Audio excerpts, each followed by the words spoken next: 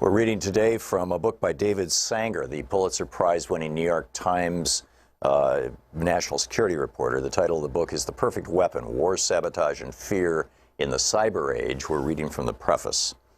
A year into Donald J. Trump's presidency, his defense secretary, Jim Mattis, sent the new commander-in-chief a startling recommendation. With nations around the world threatening to use cyber weapons to bring down America's power grids, cell phone networks, and water supplies, Trump should declare that he's ready to take extraordinary steps to protect the country.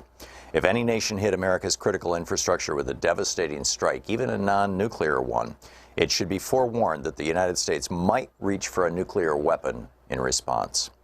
Like most things in Washington, the recommendation leaked immediately. Excuse me. Many declared it a crazy idea and wild overkill. While nations had turned their cyber weapons against each other dozens of times in recent years, no attack had yet proven to cost a human life, at least directly. Not the American attacks on Iran's and North Korea's weapon programs, not the North Korean attacks on American banks, a famed Hollywood studio, and the British healthcare system, not the Russian attacks in Ukraine, Europe, and then at the core of American democracy. That streak of luck was certain to end soon. But why should Donald Trump or any of his successors take the huge risk of escalating a cyber war by going nuclear? The Pentagon's recommendation, it turned out, was the prelude to other proposals delivered to a president who values toughness and America first to use the nation's powerful cyber weapons far more aggressively. But it was also a reminder of how quickly the fear of devastating cyber attacks has moved from the stuff of science fiction and die-hard movies to the center of American defense strategy. Just over a decade before, in 2007, cyber attacks were missing entirely from the global threat assessment that intelligence agencies prepare each year for Congress. Terrorism topped that list, along with other post-9/11 concerns. Now that hierarchy has been reversed. For several years, a variety of cyber threats, ranging from a paralyzing strike on the nation's cities to a sophisticated effort to undercut public confidence in its institutions, has appeared as the nation's #1 threat on the list. Not since the Soviets tested the bomb in 1949 had the perception of threats facing the nation been revised so quickly. Yet Mattis, who had risen to 4-star status in a career focused in the Middle East, feared that the 2 decades spent chasing al-Qaeda and ISIS around the globe had distracted America from its most potent challenges. Great power competition, not terrorism, is now the primary focus of U.S. national security, he said in early 2018. America's, quote, competitive edge has eroded in every domain of warfare, including the newest one, cyberspace. The nuclear strategy he handed Trump gave voice to an inchoate fear among many in the Pentagon that cyber attacks posed a threat unlike any other, one that we had completely failed to deter. The irony is that the United States remains the world's stealthiest, most skillful cyber power, as the Iranians discovered when their centrifuges spun out of control, and the North Koreans suspected as their missiles fell out of the sky. But the gap is closing. Cyber weapons are so cheap to develop and so easy to hide that they've proven irresistible. And American officials are discovering that in a world in which almost everything is connected, phones, cars, electrical grids, and satellites, everything can be disrupted, if not destroyed. For several years, the thinking inside the Pentagon was that only nations with nuclear weapons could threaten America's existence. Now that assumption is in doubt. In almost every classified Pentagon scenario for how a future confrontation with Russia and China, or even Iran and North Korea might play out, the adversary's first strike against the United States would include a cyber barrage aimed at civilians. It would fry power grids, stop trains, silence cell phones, and overwhelm the internet. In the worst-case scenarios, food and water would begin to run out, hospitals would turn people away. Separated from their electronics and thus their connections, Americans would panic and turn against one another. The Pentagon is now planning for this scenario because it knows many of its own war plans open with similarly paralyzing cyber attacks against our adversaries, reflecting new strategies to try to win wars before a shot is fired.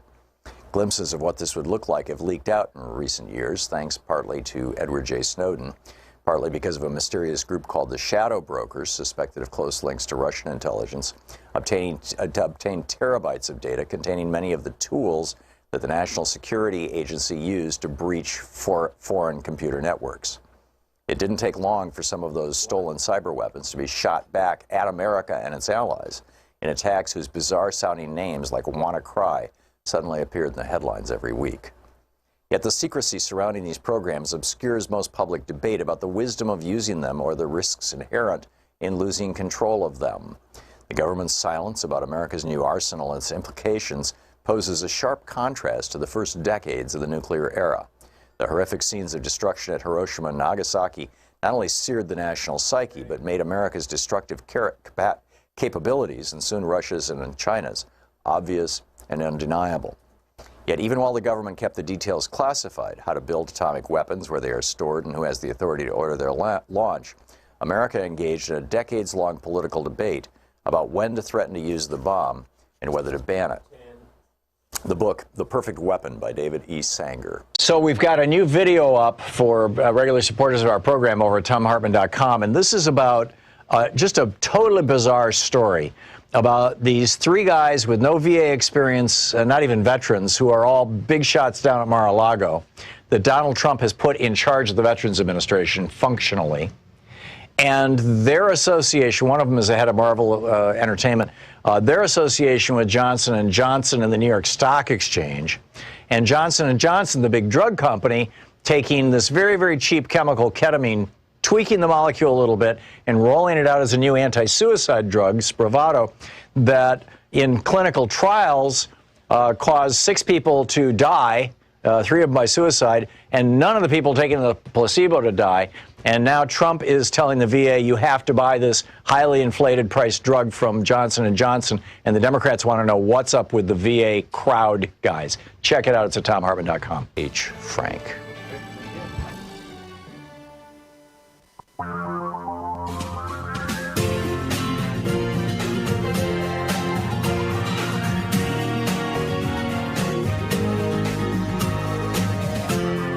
This is the Thom Hartmann Program.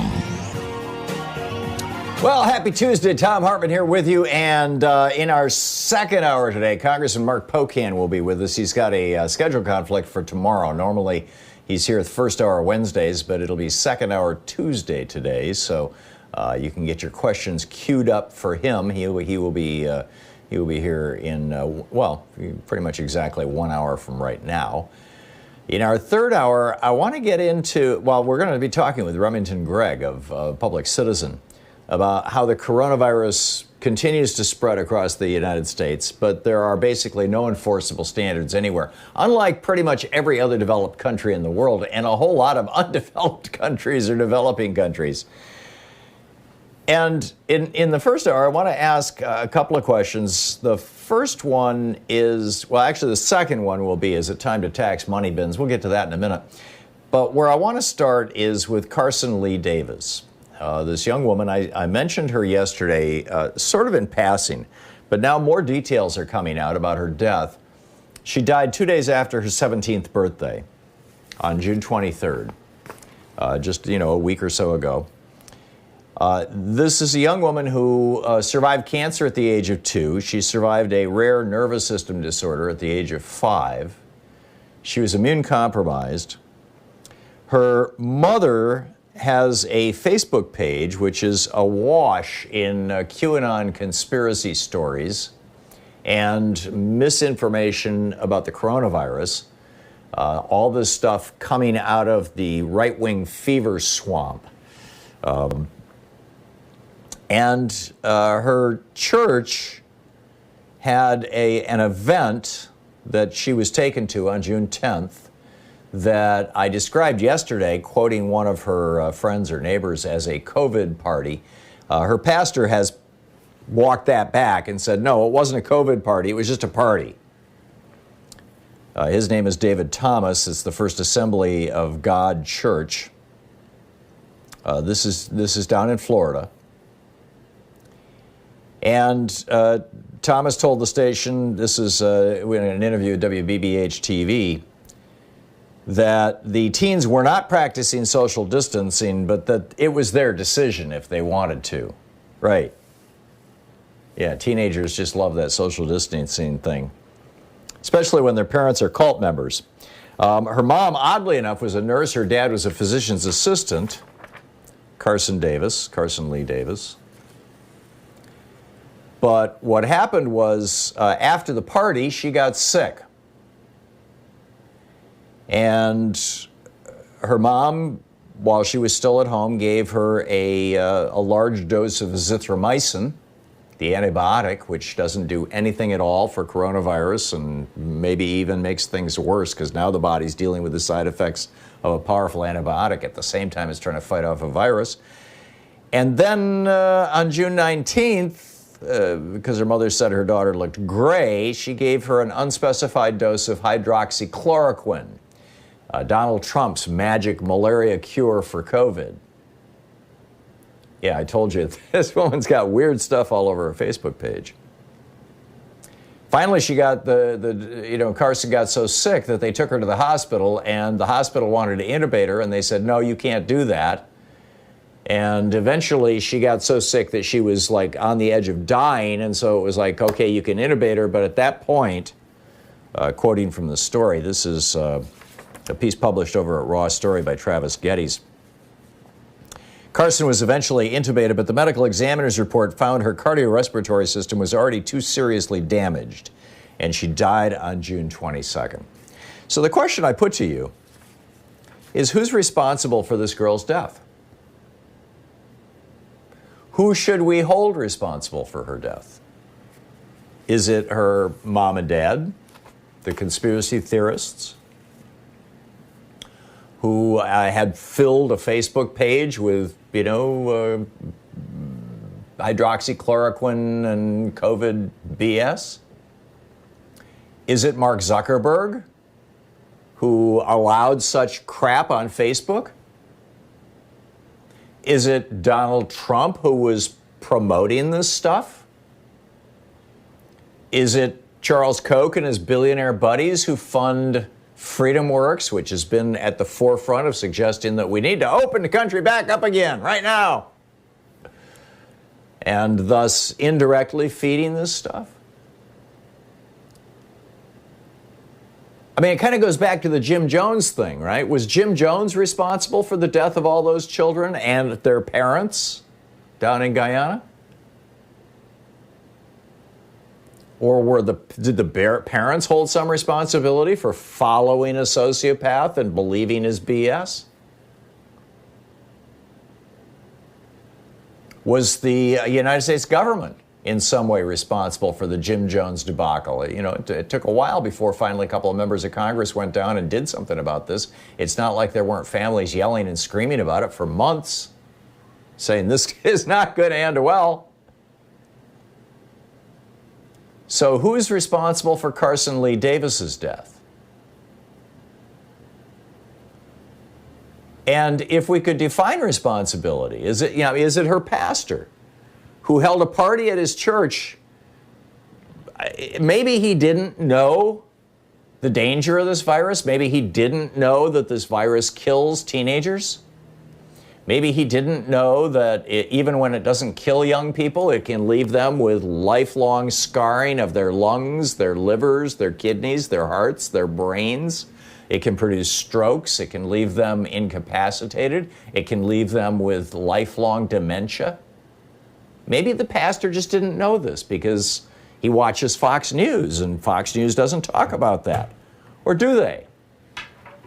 I don't watch Fox News enough to know whether they absolutely do or not, but is it possible?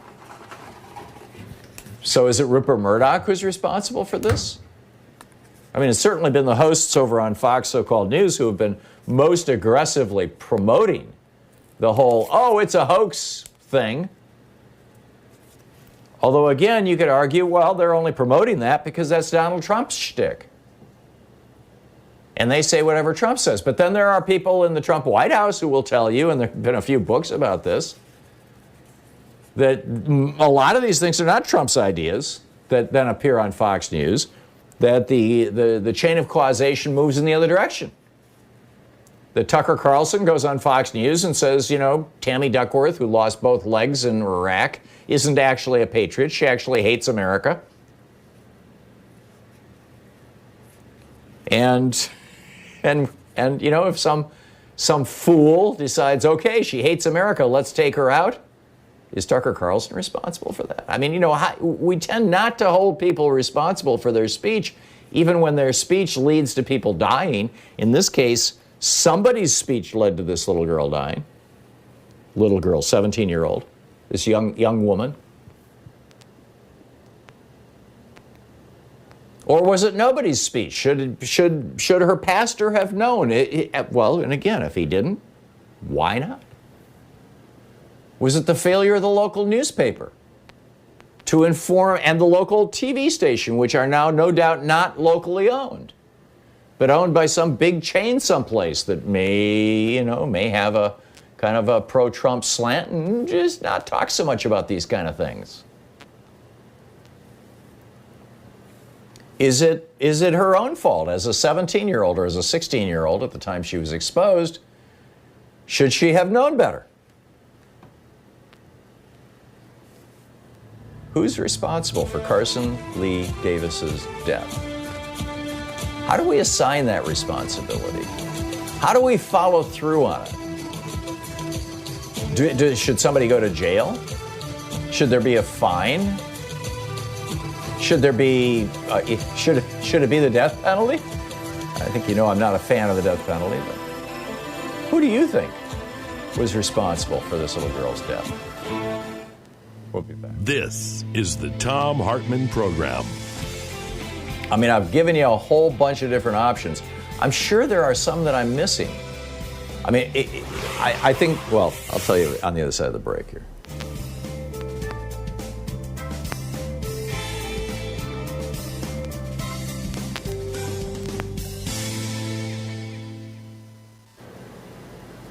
And welcome back. Dave in Lombard, Illinois. Hey, Dave, what's up? Good morning, Tom. Thanks for taking my call. To add to this story about this cult-like following for the death of this young girl in Miami, there is a GoFundMe page for $55,000 to raise for the celebration of the life of this person, and they're already about a third of the way there. Where's that money going to go? Somebody's going to throw a party? It says it's just going to go to celebrate the life of Carsyn Davis. It doesn't say where it's going to go, and they're already close to $20,000 raised already. Whoa! Is it being put on by her parents, or is it just some grifter who said, friend. I'm going to use her name to raise money? No, apparently it's a friend of the family. Oh, that's incredible. I am seeing so many of these scams. I'm in fact, after the break, I'm going to talk about all the emails that I've gotten from the Trump campaign in the last 24 hours. I mean, it's incredible. It's like the entire right-wing meme machine has become this giant vacuum cleaner sucking up money. And so, I suppose in a way I'm not surprised, but this is, oh God. This is this is bizarre. Maybe we should start a Facebook page to commemorate the memory of Donald Trump's brain. Or anyway. Okay, Dave. Thank you. Thanks for the heads up on that. That's bizarre. Appreciate it. Annie in Bloomington, California. Am I saying your name right? Yes, it's Ani. But that's Ani. Close Hey, enough. Ani, what's up? Yes. Yes, thank you, Tom. My son is working for the state of Arizona in the inspections department, inspecting group homes. These are not the nursing homes, but they are the people who need to be in group homes. And he has not been given anything other than a surgical mask to go into these places where he has to spend an hour and a half to inspect for safety and health issues in these group homes.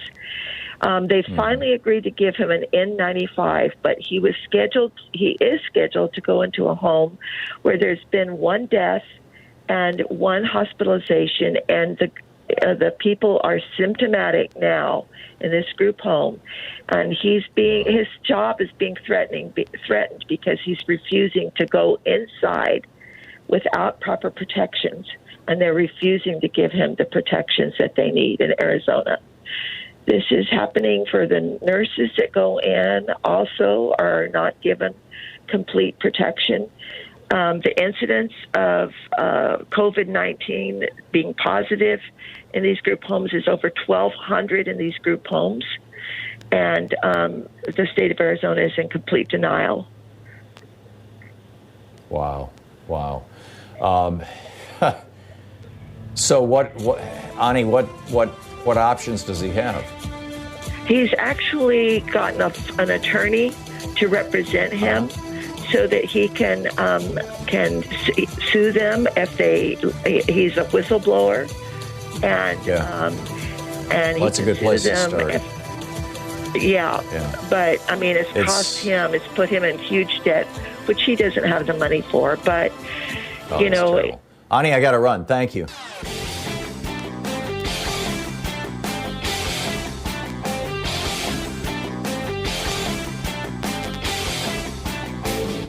Our 1 hour free podcast recaps our show, and it's available wherever fine podcasts are found. And we have the full 3 hour podcast available over at thomhartmann.com if you want to really support our program. 9 years before the oligarchs of the South declared war against the North because they wanted to preserve slavery. In fact, they wanted to impose slavery in the North. Many of these guys that these monuments have been built to just came right out and said it. 9 years before that began, Frederick Douglass gave a speech saying, "What to the slave is the 4th of July?" A good and important question. It continues to be a question because slavery is still legal in the United States. The 13th Amendment said that slavery can only exist under the color of law. If somebody is charged or convicted of a crime, then they can be held as a slave. And it's still going on in the United States. In fact, it's the main reason why we have more prisoners than any other country in the world, free labor. And then on top of that, we find that the police departments that get more 1033 equipment, they kill more people. Check it out at thomhartmann.com.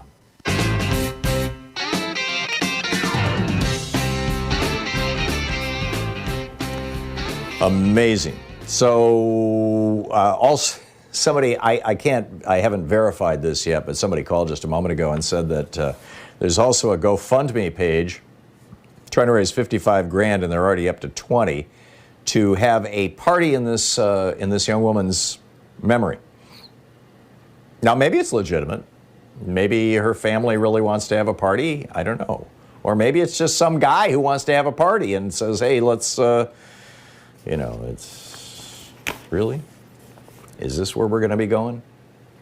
I think this is just bizarre. There's a second topic that I just wanted to toss in here, and then I'll pick up. This is fairly quick, and then I'll pick up your phone calls. You can catch my rant about this, by the way, over at buzzflash.com. England is debating a wealth tax right now. There's a piece about it in the Financial Times, and America, as tax revenues crash and the need for government services explodes, needs to consider one too. If you own a home, every year you must pay a wealth tax. The majority of the wealth held by middle and working class Americans is in their homes. And every year, every homeowner must pay a tax on their wealth in the form of a state and local property tax. Every year, all across America, average people dig deep to pay the 1 or 2 or 3 or 5% annual tax on the value of their home, money that helps support local schools and fire departments. Over 65% of Americans are homeowners. So that same percentage of average Americans pays an annual wealth tax. And the 35% of us who rent, don't escape the wealth tax. The property taxes simply get added to our rent. So really, every working class American is paying a wealth tax, an annual wealth tax. So if average working Americans pay an annual wealth tax on the property of their homes, why don't billionaires pay an annual wealth tax on the contents of their money bins? Why is that? It's sort of like with Social Security. We pay on our first $130,000 of income, we pay Social Security tax. But over that, billionaires don't pay a penny. The United Kingdom kicked off a major multi-level conversation about the need for and appropriateness of a wealth tax on rich people. Their government needs the money. Wealthy people have been accumulating piles of cash ever since the Reagan-Thatcher era in ways and at speeds that haven't been seen since the Roaring '20s. And just the billionaires in America have made several $100 billion just since the beginning of this pandemic 5 months ago. So America needs this conversation too. Why is it that average working people every year must pay an annual tax on their wealth, their home, when wealthier people whose savings are not in their home but instead are in their stock portfolios or their overseas bank accounts, why don't they have to do the same? It's a simple matter of fairness. America needs our rich people to pay a wealth tax just like the rest of us do every year. And given the crisis that COVID has thrown our local governments into because of low income tax collections, frankly, we need it now. Paul in Woodinville, Washington. Hey, Paul, what's up? You know, Tom, my thought is that the American people do not have the self-discipline and the resolve to solve our problems. And not the COVID problem, guns, racism, economic inequality, social justice. We just can't do it.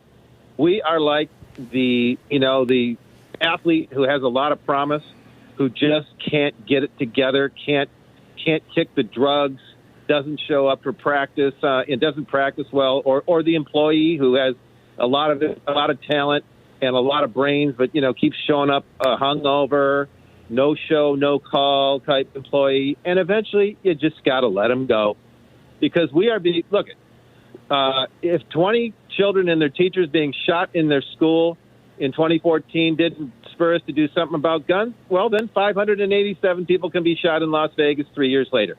This coronavirus, we already had the conversation. If we don't shut this thing down, we're going to be exactly in this position. We've already talked about this, but we still can't get it together. We just can't. And it's because of all the crap and the bad leadership. Yeah, that it's going to go away. And Tom, I have a degree in biochemistry from Michigan State University, and I've never been able to see the reason for why they were saying that. I just never could, and I predicted this all. Why? Who was saying what? That the warm weather, it would go away, and there would be it would go away during the summer, and then there may be a second wave. I thought it's not going to go away during the summer. I asked an epidemiologist, what evidence do you have to? I told him I am a biochemist. Yeah. That's one of my degrees in biochemistry. And I said, what? So, what Paul, as we're approaching a break here, let me just quickly toss in. It sounds to me like you're nominating another person for the guilt around the death of Carsyn Leigh Davis, and that would be Ronald Reagan. During the Eisenhower and JFK and the early years of the LBJ administration before the Vietnam War, 78% of Americans said that they trusted the government to do the right thing. Today, it's 17%. Reagan, in his inaugural address, said, government is not the solution to your problems, it is the cause. Do you think it's Reaganism that's responsible for her death? And our American memes, like American exceptionalism and our patriotism, that's what it is. Yeah. Well, I think we had American exceptionalism, doing well in the 60s. Hartmann Program. Paul, thanks. 202-808-9925. We'll be back with more of your calls right after this. Stick around. It's the Thom Hartmann Program.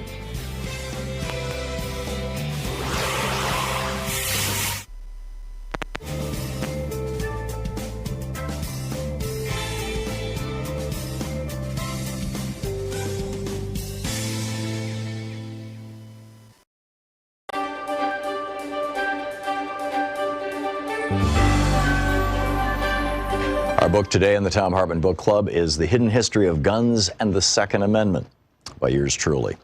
This is from Chapter 1, The Unholy Alliance of Racism, Genocide, and Guns. In Isaiah 14:21, the Lord tells Isaiah, "Prepare for his sons a place of slaughter because of the iniquity of their fathers." It's a variation on the old story of karma and seems in a very real way to be playing out today in the United States. America is facing an epidemic. Public health officials use that word of gun-related suicides, accidents, and even homicides and police killings. That epidemic has grown worse in the past decade, largely because the number of guns in America has increased, in large part because of the racial fears of white men who have bought guns in record numbers for 8 years during the time in office of America's first black president. A landmark 1999 study from researchers Franklin Zimmerman and Gordon Hawkins showed that the main correlation, far surpassing mental illness, socioeconomic status, or race, that could be defined as causal in predicting the rates of gun deaths is a simple number: the number of guns distributed among society. In the 30 years since that study, Zimmerman and Hawkins' results have been replicated and reanalyzed dozens of times. As the American Academy of Pediatrics said in a release published in AAAS's Science magazine, quote, "New research shows dramatic differences in the number of children hospitalized and killed each year in the U.S. from firearm-related injuries based on their state's gun legislation, even after adjusting for poverty, unemployment, and education rates. It found twice as many pediatric firearm deaths in states with the most lenient gun regulations compared to states where gun laws are strictest," end quote. They added that this is a critical issue for children, quoting Stephanie Cho, MD, the lead author of the abstract, quote, "Firearm-related injuries are the second leading cause of death among children in the United States. But we found a clear discrepancy in where those deaths happen that corresponds with the strengths of states' firearm legislation. In states with lenient laws, children die at alarmingly greater rates," end quote. And unsurprisingly, America not only has unusually lenient gun laws, but also has more guns in civilian hands than any other country in the world. America has a bit more than 4% of the world's population, but holds almost 50% of all the guns in civilian hands worldwide, more than 390 million guns. And the more guns a society has, the more gun deaths it will experience. The NRA and their army of lobbyists have been quite successful in making this happen. During Obama's presidency, there was a steady and hysterical drumbeat of articles, emails, and political proclamations by so-called pro-gun politicians and think tanks, suggesting that Obama was preparing to take away everyone's guns at any minute. There was even a subtext embraced by the hard right that he wasn't going to stop there. After disarming white Americans, these folks said, Obama was going to intern them in otherwise unused FEMA camps.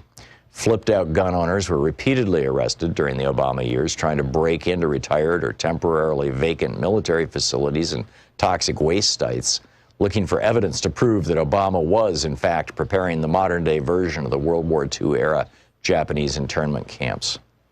White supremacy was the founding notion of this nation. White Europeans thought themselves so superior to the human beings they met here in 1492 that Columbus himself became the first North American slaver, shipping Taino Indians back to Spain as slaves to the royal family. "A slave is as good as gold," Columbus wrote for the king and queen. Europeans in the Americas then stepped up that game into a hemisphere-wide campaign of racial genocide, pulling off the largest multi-generational mass murder in the history of the world. In the midst of that effort, they also created the legal mechanisms necessary to define and legally regulate slavery, and even built those systems into America's founding document, the Constitution. America was birthed in slavery and genocide, and both needed guns. It was the superior weaponry of guns that gave the European settlers a massive advantage over the bow and arrow-equipped Native Americans, and it was the raw power of widespread white ownership of guns in the South that propped up the institution of slavery for hundreds of years. Without guns, neither would have been possible, or at least neither would have been as easy as they were to pull off. And now, after centuries of guns being used to kill off and keep down people of color in America, those same guns are creating a terrifying epidemic of gun-facilitated violence, from public schools to private homes and public concerts. It's enough to make one think that Isaiah was onto something. Chapter 2, The Sanitized History of America.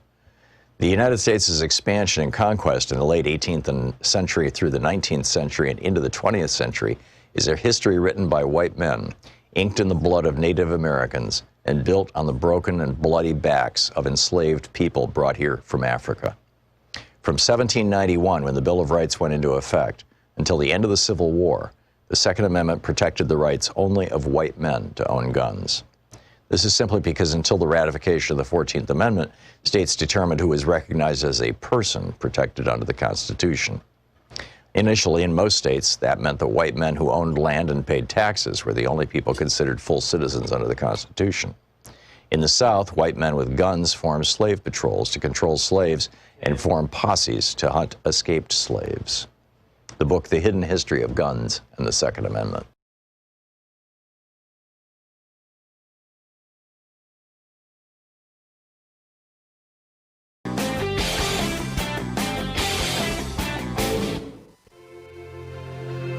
Coming up on the Science Revolution, I'm asking, will the new definitions of first world and third world be those countries that have the virus under control and those countries that don't?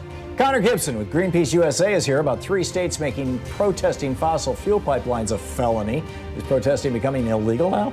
Robert Weissman with Public Citizen drops by. He's concerned about Trump's land management pick. The guy's a climate-denying extremist. I'm concerned, too. Kevin Camps from Beyond Nuclear is telling us about even more nuclear waste that they want to bury under New Mexico's desert. Plus, geeky science. Does sitting cause cancer? Tune into the Science Revolution wherever fine podcasts are available. So for our Thom Hartmann Insider videotape that is over, or videotape, YouTube, whatever you want to call it, private video that's available over at thomhartmann.com, I'm talking this week about Donald Trump just completely giving in to Erdogan of Turkey, the president of Turkey, the dictator of Turkey now. And this theory that Jared Kushner okayed the killing, at least the capture, perhaps the killing of Jamal Khashoggi and to Mohammed bin Salman, and that Erdogan has the tape of it, and that when he called up Donald Trump a couple weeks ago and said, I want you to pull out of Syria and give me those Kurds so I can kill them and take that land, that he did it because Erdogan threatened him. And then Erdogan comes to the United States, a week or two later and gets a whole state dinner thing. Check it all out. It's over at thomhartmann.com. I think you'll find it fascinating.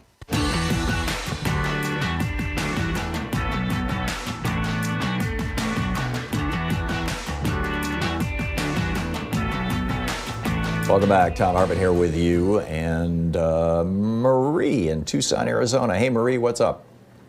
Hey, hey, thanks, Tom. How are you today? Thanks for taking my call. I'm doing good. I wanted to respond in regards to your previous caller, the mom in Arizona. And yes, it's that bad. I've been in management in these group homes the last 17 years, and I actually quit my job last month just because of how things have gotten. The conditions, my staff were threatened of corrective actions, write-ups and stuff because we were actually bringing supplies from home. Bleach, gloves, wherever we could find, masks and stuff. And she's right. The state of Arizona doesn't care. And this has been going on for years because these staff I had were making maximum 50 cents over minimum wage, taking care of medically fragile, cognitive disabled folks. And, the neglect in the state of Arizona has been going on, and now it's magnified. People's lives are at risk. I get it, Marie. But I really want to hear from people who want to discuss Carsyn Davis and who they think is responsible for this little girl's death. Sharon in Flushing, New York. Hey, Sharon, what's up? Yes, hi, Tom.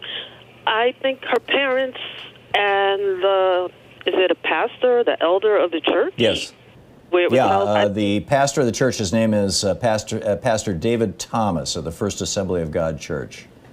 Yes, I think all those adults involved, they're all responsible for the death of that child. She's a child. She's a teenager. Yeah, and immune compromised at that. Parents, you are responsible for your child. She is a teenager. Yeah. Now, I don't think that the parents would have been believing that there was no risk to this virus if you didn't have Donald Trump out there saying 99% of the time it's no big deal. Yeah, but he's an idiot.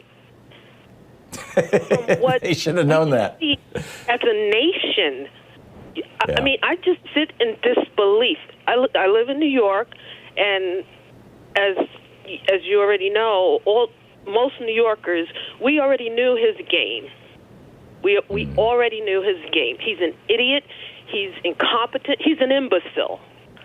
And if her parents can't see that, it's just like when I was growing up and my parents would say, "Oh, if your friends jump off of a bridge, you're going to follow and jump off too."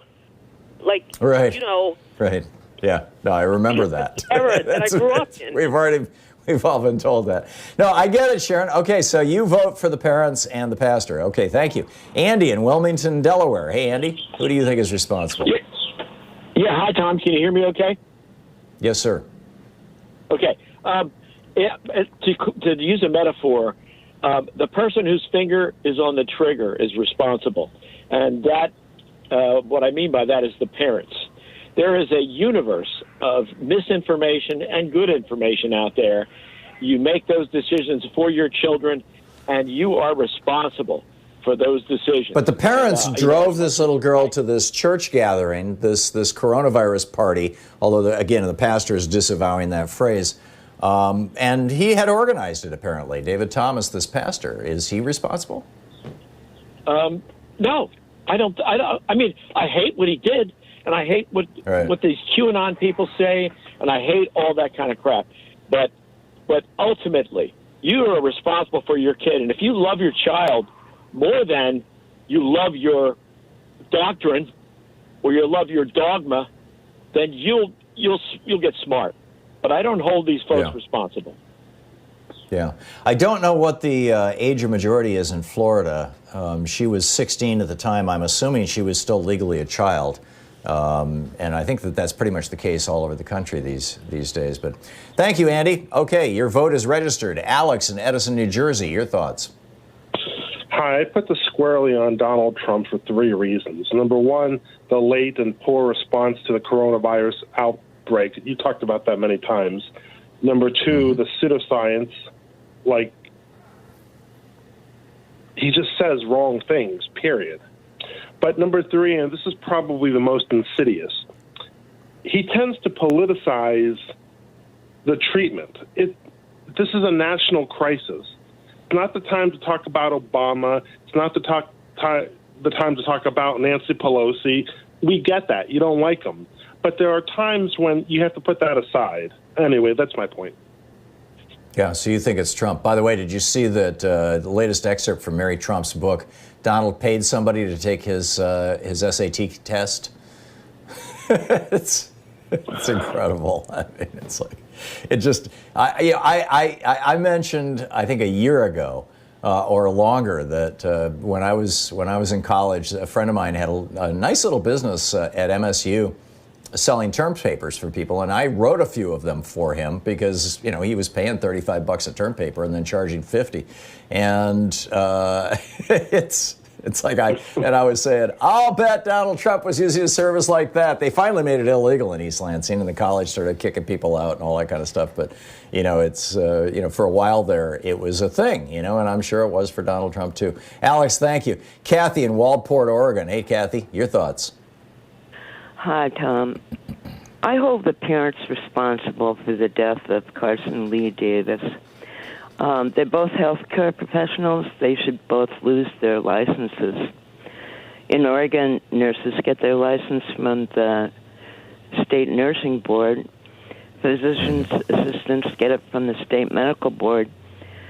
They administered medication to their daughter that no doubt was not prescribed for her by a physician in the right. The news article indicated that there was no evidence of, or they couldn't identify the source of either the zithromycin or the hydroxyquinolone or whatever it is. Right. Chloroquine. Well, those hydroxychloroquine, and nurses are responsible for the action of the medication that they administer. Also, in the end, it's really disturbing that both of these healthcare professionals aren't using scientific thinking.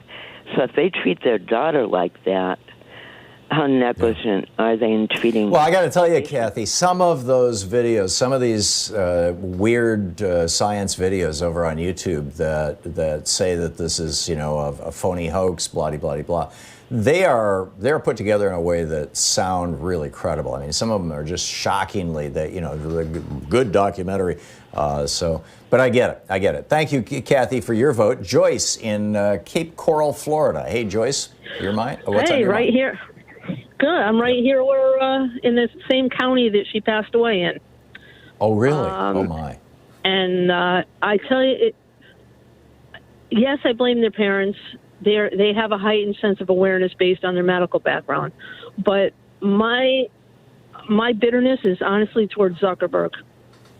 The amount of Facebook medical experts in my county, legal experts, getting all their knowledge from Facebook.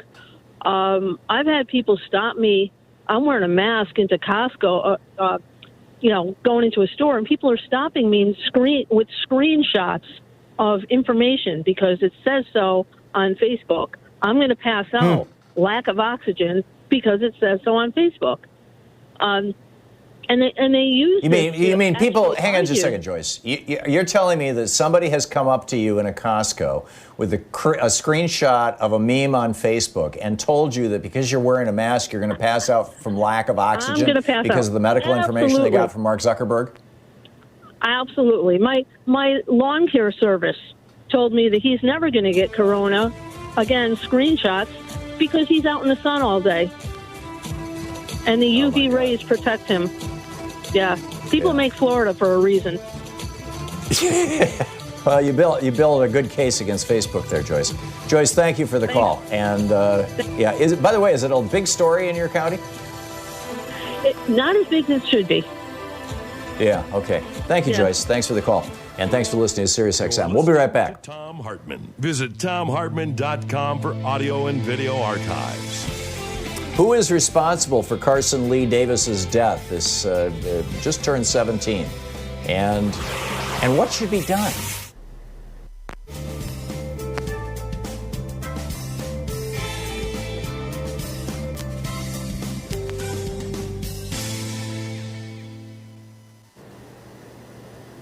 And welcome back. Al in Reading, Pennsylvania. Hey, Al. Thanks for watching us on YouTube. Yes, hi, Tom. What say you? Good. I'm good, thank you. Well, regarding the girl, to be honest with you, there are a lot of people that I blame. So the first one is, of course, the orange orangutan we have in the Oval Office for, trying to make everybody believe that that coronavirus is a hoax, okay, right. And not making everybody wear a mask. He can, do executive orders for a lot of other things, but he cannot do it, to force people to wear a mask. Okay? Right. So he should have done that a long time ago. The other thing is the parents. Okay? I have children also. Okay? They don't go out. Okay? Unless they really, really have to. So, again, I blame the first one in the Oval Office, which I call the orange orangutan, the parents, and the lawmaker, okay? If you are the governor or something, even if the president does not, have an executive order to wear a mask, the governor, the mayor or something should do that. Okay, we could have avoided this thing or minimized. So you're putting some responsibility to Ron DeSantis as well for failing to educate the people of Florida. Yes, I think that you could build a strong case that the governor, as the chief executive of a state, probably has the largest bully pulpit in that state. I know here in Oregon, I hear Kate Brown, our governor, talking about coronavirus more than I hear. Well, I guess I hear about Trump talking about coronavirus. But, if Trump is number one, number two would be the governor. And in the case of Florida, that's Ron DeSantis, the guy who to this day is refusing to say, this state should do anything, essentially. Yes. And look what in fact, he's hiding statistics. The Mount Rushmore, the 4th of July, that which I forget her name, the one that said that, you don't really have to wear a mask and things like that.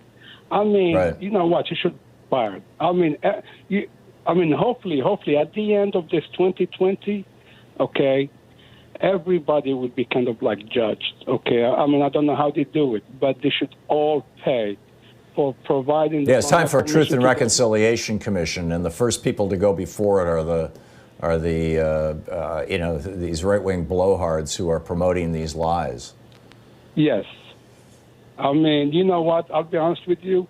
I have like a lot of family overseas, and I traveled, several countries. Everybody is laughing at us. Everybody.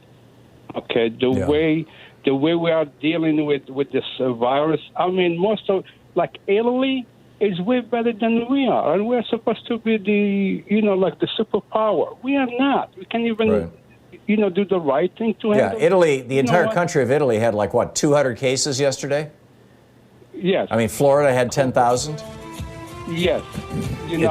It's mind-boggling. It's mind-boggling. Yeah. So Thank you, Al. Finish it quickly. Al? Nope. Al hung up. Okay. All righty. Thanks a lot, Al. I'm with you. We'll be right back. Ron DeSantis, a new villain we haven't added to our list here. Sounds good to me. We'll be right back.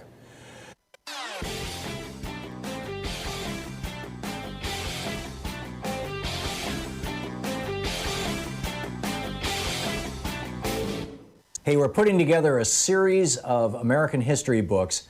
It started with the hidden history of guns and the Second Amendment. Then we had the hidden history of the Supreme Court, the betrayal of America. Then the hidden history of the Republican war on voting. Coming out soon is the hidden history of monopolies, how big business destroyed the American dream. And then next spring, it's going to be the hidden history of oligarchy and tyranny. So back in 2018, Bayer, the German pharmaceutical company, bought Monsanto, the American chemical and pesticide company. And, God only knows what else, seeds and whatnot. Anyhow, Bayer bought them for $63 billion.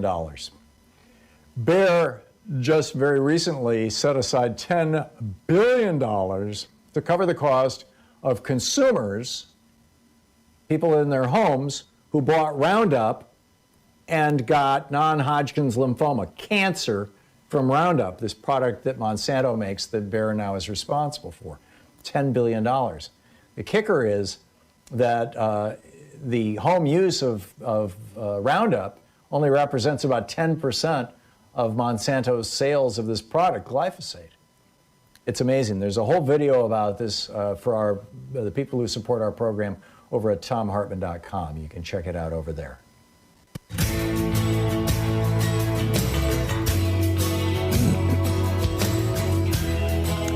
Welcome back. Thom Hartmann here with you. Stephen in Palm Springs, California. Hey, Stephen. Hey, what how say are you doing? Hey, good. So if somebody walks into a crowded movie theater with a megaphone and falsely yells out fire, and people rush to the doors and trample each other over and die, guess who will be responsible? It's that person who falsely yells out fire using the megaphone. That's why. Correct. Trump, and that's why Tucker Carlson should be responsible not only for this young woman's death, but all these hundreds of thousands of other people who have died because they've been exposed by people who aren't wearing masks because COVID's a hoax. They should be responsible just as much as that person hollering fire in a crowded movie theater. And I want to make another observation. So this morning I hear that Mary Trump and Donald Trump's sister referred to him as a clown. And although being a clown may be a term of endearment for Donald Trump, it's an insult to every God-fearing clown on the face of this planet. That's all I have to say. I agree. Okay, Stephen, standing up for the clowns. I'm with you. Thank you. Mark in San Francisco. Hey, Mark, you think the Supreme Court's to blame? I do, because now we have the government, the best government money can buy. And if you look at the countries that care about their people, they're the ones that are dealing with this pandemic the best. Yeah, you're right. You're right. The countries that are basically run by rich people, that are run by oligarchs, those are the countries, Turkey, Russia, the United States, the list doesn't immediately come to mind, but those are the countries that are melting down, that are having, a real crisis with this coronavirus, and the countries that are being run by people who, for very mixed motives. I mean, China is keeping their people safe because they want to stay in power, right? And, well, I suppose you could argue the same is true of France. Okay, Mark, I like that. I like that a lot. Thank you very much. Jeff in Denver. Hey, Jeff, your thoughts. Hey, directly and indirectly, directly, the parents, especially if they have medical training, that's abhorrent. That means that they've willfully overlooked science and, or they believed sophisticated BS on Facebook. Oh, it just is shocking. They know better. Yeah. So I lay the direct feed right there, but I would put forward that, this is tied to Reagan, right-wing media, corporate media, that they have enhanced the notion of anti-intellectualism since the 80s. For whatever reason, it became acceptable to be, I know better than you because I have common sense, and, because you're an expert, that doesn't make you better or right than me. I always reference back to the book that Susan Jacoby wrote, that is the Age of American Unreason. Not trying to plug her, but I just thought that she synopsised really well about what, this mentality of, dumbing ourselves down willfully has done. Yeah. I am with you, completely with you. Thank you. Thank you, Jeff. Monty in Logan Martin, Alabama. Hey, Monty. Who's responsible? Hey, Tom. I was wanting to call to tell you what I think that they're all to blame. Everybody you said, but I know what they will say about it. The parents and the preacher. They will say it was God's will. Oh, my God. You're right. I grew up around these people down here. I know how they think, and that's what they're going to say. Yeah.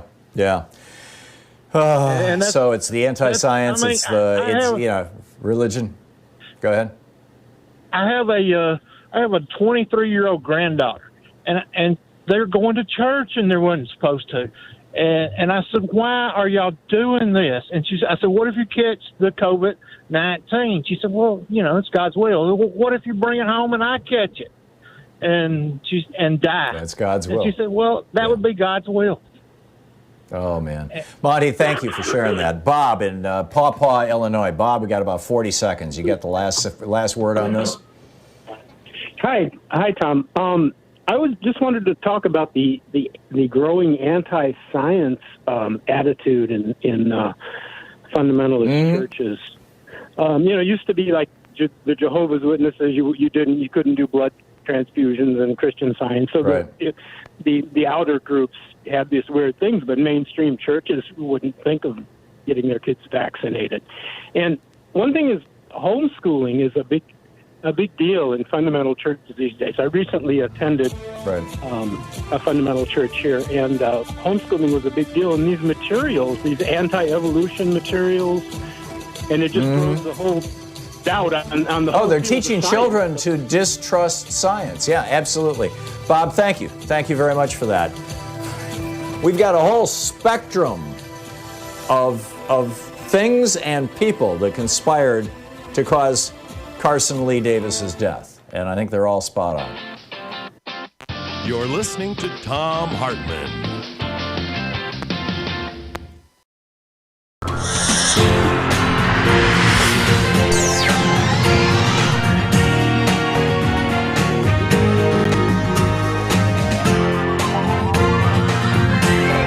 We say fight back!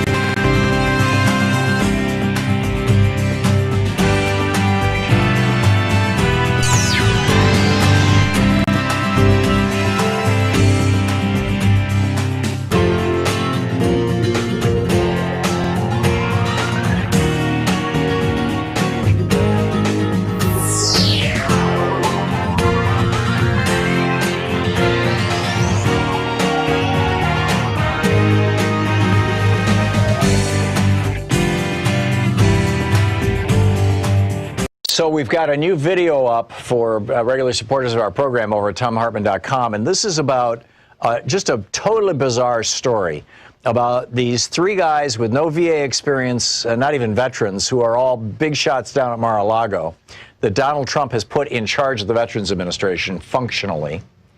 And their association, one of them is the head of Marvel Entertainment, their association with Johnson & Johnson and the New York Stock Exchange, and Johnson & Johnson, the big drug company, taking this very, very cheap chemical, ketamine, tweaking the molecule a little bit and rolling it out as a new anti-suicide drug, Spravato, that in clinical trials caused 6 people to die, 3 of them by suicide, and none of the people taking the placebo to die.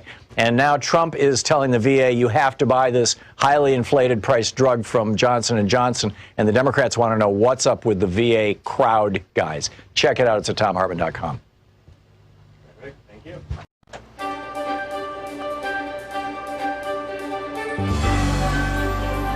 Our book in today's Thom Hartmann Book Club is by Harvey J. Kaye, Professor Harvey Kaye. Take Hold of Our History, Make America Radical Again. This is from the introduction. On December 1st, 1862, in the midst of the Civil War, just weeks before he was to issue the Emancipation Proclamation, President Abraham Lincoln delivered his annual message to Congress. Lincoln firmly believed that the United States had an historic responsibility to demonstrate to the world that people can govern themselves, make equal rights not just a self-evident truth, but a manifest one, and create a political and economic order in which working people, both white and black, are not compelled to bow to anyone, neither aristocrats nor capitalists. Empowered by tens of thousands of black slaves who were already liberating themselves from bondage by escaping to the Union lines, and increasingly confident that the majority of his fellow Americans would recognize the truth of what he was saying, Lincoln closed his address by calling on them to see that the time had come to remember who they were and what they demanded, or what that demanded. He told them that to save the nation and all that it represented, they must live up to the nation's declared revolutionary purpose and promise, and act to radically enhance American freedom by bringing an end to slavery. This is a quote from Lincoln's address. Fellow citizens, we cannot escape history. The fiery trial through which we pass will light us down in honor or dishonor to the latest generation. We say we are for the Union. The world will not forget that we say this. We know how to save the Union. The world knows we do know how to save it. We, even we here, hold the power and bear the responsibility. In giving freedom to the slave, we assure freedom to the free, honorable alike in what we give and what we preserve.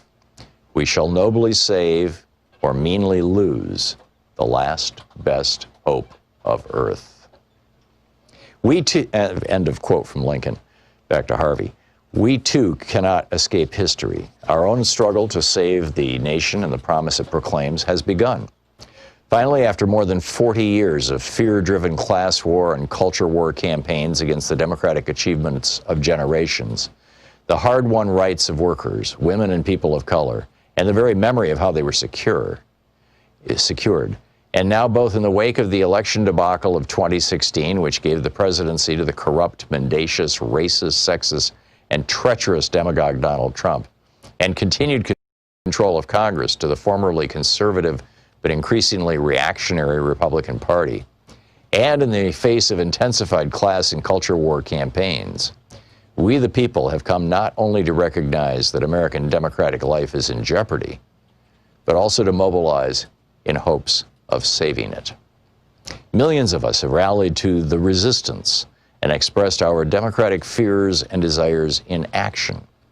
In the historic Women's March and March for Our Lives of young people, the protests, demonstrations, and legal actions to defend the lives and rights of immigrants and refugees, the Me Too movement to combat sexual assault and harassment, the massive teachers' strikes for higher pay and better funding of public schools in states red and blue, and the enthusiastic canvassing and campaigning for a blue wave to win back Congress in the 2018 midterm elections. But resistance is not enough. The time has come for us to remember who we are and what that demands. The time has come for us to embrace our radical history. The history of how a generation of Americans, high and low, and in all their diversity, not only turned their colonial rebellion into a war for independence, but also imbued American life, whether they all intended it or not, with radical imperative and impulse by declaring a revolutionary promise of freedom, equality, and democracy for all. The history of how generations of radicals and reformers served as the prophetic memory of that promise, and how generations of ordinary men and women, native-born and immigrant, struggled to make real the right to life, liberty, and the pursuit of happiness, and to expand not only the we in We the People, but also the powers of the people. And most especially in view of the crises we ourselves face, the history of how our greatest generations confronted and prevailed over the forces that threatened to destroy the nation and bury its revolutionary promise in the 1770s, 1860s, and 1930s and 1940s, not to mention the 1960s, by acting to make the United States, both inspired by Washington, Lincoln, and FDR, and pushing them to go farther than they might otherwise have gone, radically freer, more equal, and more democratic than ever before. The time has come to take hold of that history and make America radical again.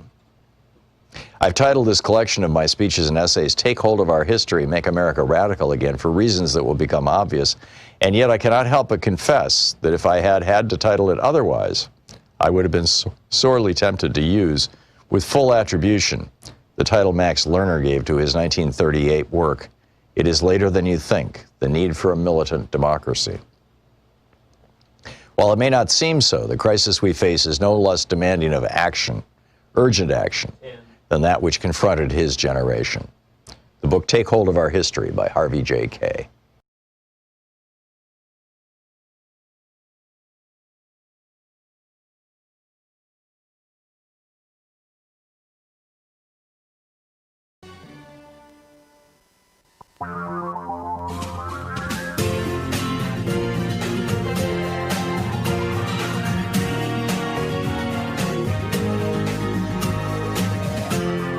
This is the Thom Hartmann Program. Welcome back. Thom Hartmann here with you. We're having some technical challenges here connecting with Congressman Pocan right at the moment. And as soon as I see him pop up on the board here, we will pick him up and he will be with us for the hour, taking your calls. We've been talking about in the previous hour, Carsyn Leigh Davis, this 17-year-old girl who died of coronavirus after her parents took her to a social distancing optional event at the church that some people were referring to as a coronavirus party. God only knows. Oh, hey, it looks like Congressman Pocan may be available. Congressman, are you there? He's on hybrid 2, Sean? Congressman Pocan? Yeah, I do. Can you hear me? This is like a bad Verizon commercial.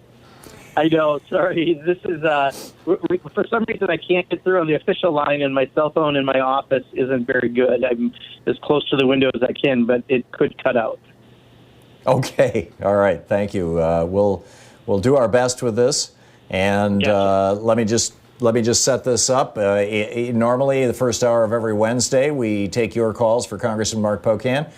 For the hour, we call that Middays with Mark. He's not going to be available tomorrow, so we're doing it right now. It's Tuesday edition, Middays with Mark. Congressman Pocan is the co-chair of the Congressional Progressive Caucus. He represents the 2nd District of Wisconsin in the U.S. House of Representatives. And you can tweet him at Rep. Mark Pocan.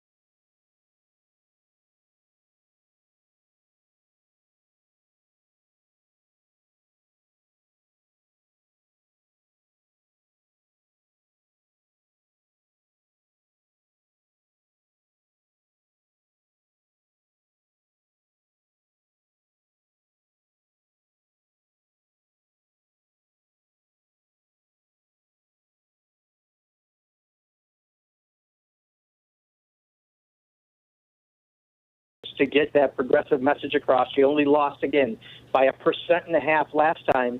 That could also get us an electoral college vote for Joe Biden. So, our messages are working in these areas. Again, when you look at, support for Medicare for all, it's in the 60s plus, the Green New Deal, a number of other progressive provisions. The public agrees with us on it. So it's not like they're outlier positions. We just have to make sure that we're kind of contesting the media in that area who try to marginalize these positions.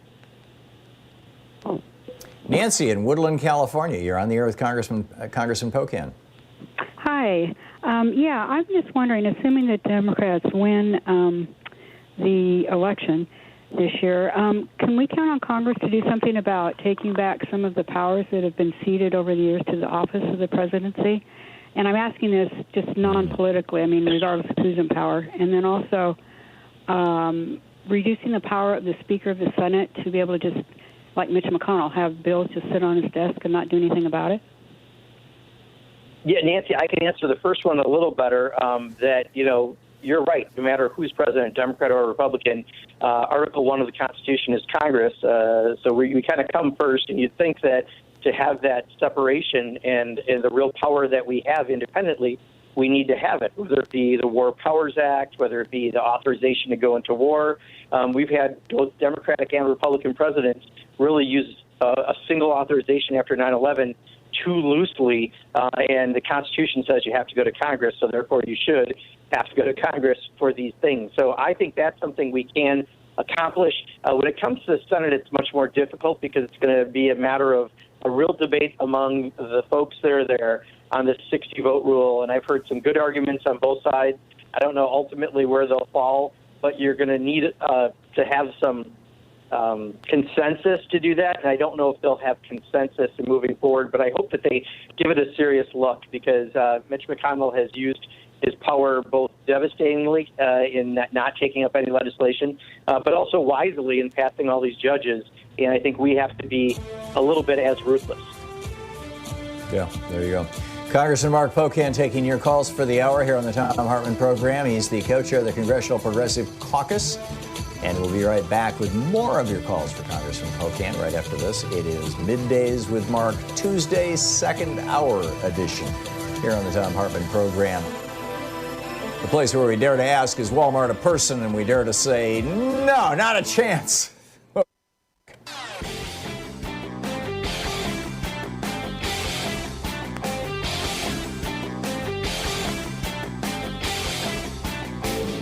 Our 1 hour free podcast recaps our show, and it's available wherever fine podcasts are found. And we have the full 3 hour podcast available over at thomhartmann.com if you want to really support our program. In our special video for supporters of our program, people who sign up over at thomhartmann.com, this week it's the story of what the rich libertarian billionaires who have been funding the Libertarian Party and the Republican Party for, well, in a big way since the election of Ronald Reagan for the last 40 years, and have succeeded by owning politicians and owning the Republican Party in preventing us from even getting a public option, much less a national health care system. What they are doing, what their answer is, what their response is to the question, what do we do when things really go bad? When the economy's falling apart, when epidemic disease is sweeping the country, what do we do? Well, it turns out they've got an answer. It's just not an answer for all the rest of us. They're getting in their private jets and heading off to their private little bunkers. Seriously, that's what they're up to. So I lay out the whole story, complete with details and names, over at thomhartmann.com. Check it out. Thanks so much.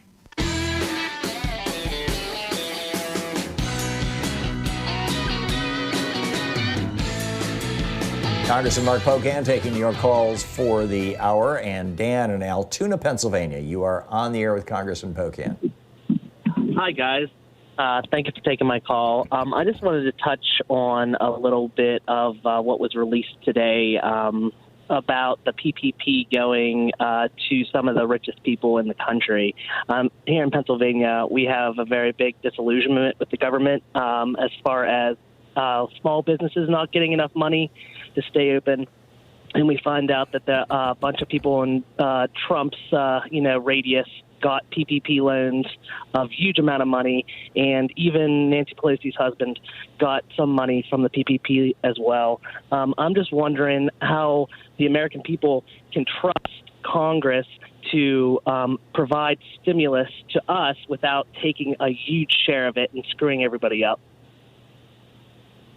Yeah, Dan, so on PPP, I think the only qualifier that we really put, and there may be others because it's now been a while back, but was that you actually needed it because you were impacted. And I think that's the question that we had with some of the bigger corporations. They really weren't impacted. They were just going for free money, and that was not what we intended it for. We wanted to make sure that people stayed employed who otherwise might be laid off, especially at the beginning of this crisis. So, that is still, a relevant data point for anyone who got a loan. If it turns out that they really didn't need it, if there's a way to find that out, technically they never should have gotten that money. I have always been a fan, quite honestly, of the paycheck guarantee type program that Pramila Jayapal had introduced in the House, and 4 senators introduced, Democrats in the Senate, which really is what Canada, Germany, England, Denmark, and other countries had, which just kind of said, we ought to keep people on payroll rather than adding a lot of money to unemployment or food assistance. Let's just keep people working, and it helped cover people's payroll. We didn't get there, and I'm not sure if we're ever going to get there because the Senate Republicans don't seem to see any urgency. But the whole idea is we want to help people who need it, who otherwise might be laying people off, and I think that's the qualifier that we put out there on it. Diane in Cherry Valley, New York. You're on the air with Congressman Pocan. Hi, Congressman and Tom. Tom, I'd like to thank you for educating me and my husband and my daughter over the past 20 years. And Congressman, I'd like to ask you, is not the president, doesn't he not take an oath to protect and serve the United States of America? I mean, is he not responsible for all of this? Yeah, Diane, I know you're asking it rhetorically, and I agree with your question. The real question is for some of the people that still follow him and support him, how they can't be asking that question, right? I mean, clearly, when it comes to COVID-19, this president is personally responsible for the death of tens of thousands more people than needed to. And they have a death clock out there that they've done some formula to figure it out. So there's no question. Still to this day, the fact that he won't wear a mask, that he's still doing rallies, shows that he cares more about himself, his reelection, his family business than he cares about the American people. And the oath wasn't to himself, because we know Donald Trump loves himself. It was to the American people, and he's not living up to that at all. So I think it's a very valid question for people who still support him, and maybe in their heart of hearts they know it's not true, but they like the fact that he's a racist or something else. But that shouldn't be enough to allow tens of thousands more people to die because of his negligent behavior. Rick in Chicago. Got about a minute and a half to the break, Rick. Quick one. Yes, Congressman, I want to know what's going on with the story about the bounty that was placed on the heads of our soldiers in Afghanistan by the GRU. This GRU is a notorious organization. It's been around for about 100 years. It's ISIS and Al-Qaeda on steroids. And yet you folks in government and also in the media, whenever you talk about an attack or an operation the GRU is behind, you guys always use a very vague phrase, the Russian government, Russian intelligence service. The GRU represents the greatest threat to our democracy today. Not ISIS, not Al-Qaeda. GRU infiltrated. Okay, Rick, let's get the congressman's response. Yeah, Rick, so we have asked for a briefing on it. So far, they have not given us that briefing. I'm hoping maybe when members are officially back in 2 weeks, we could still get that. People in the relevant committees, intelligence have had a briefing, but this was unique. The first time they separated Democrats and Republicans for the briefing from the White House, which, again, doesn't pass the smell test. And I think what we have heard is very likely what happened. And the real question is, what the hell was Donald Trump doing and not dealing with our soldiers first and foremost? And but I have not had the briefing offered yet as a member of Congress.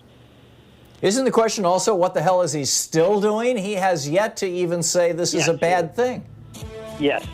Yes, except all he cares about is Confederate statues. That's it. Yeah, it's bizarre. It's absolutely bizarre. It's Tuesday midday version of Middays with Mark, Congressman Mark Pocan. Tomorrow he has a schedule conflict, so today he is with us here in this second hour Tuesday, taking your calls live on the Thom Hartmann Program. He is the co-chair of the Congressional Progressive Caucus, represents Wisconsin in the U.S. House. You can tweet him at Thom Mark Hartmann Pocan. Program. Call 202-808-9925. And his website is pocan.house.gov. We'll be right back. It's coming up on 28 minutes past the hour.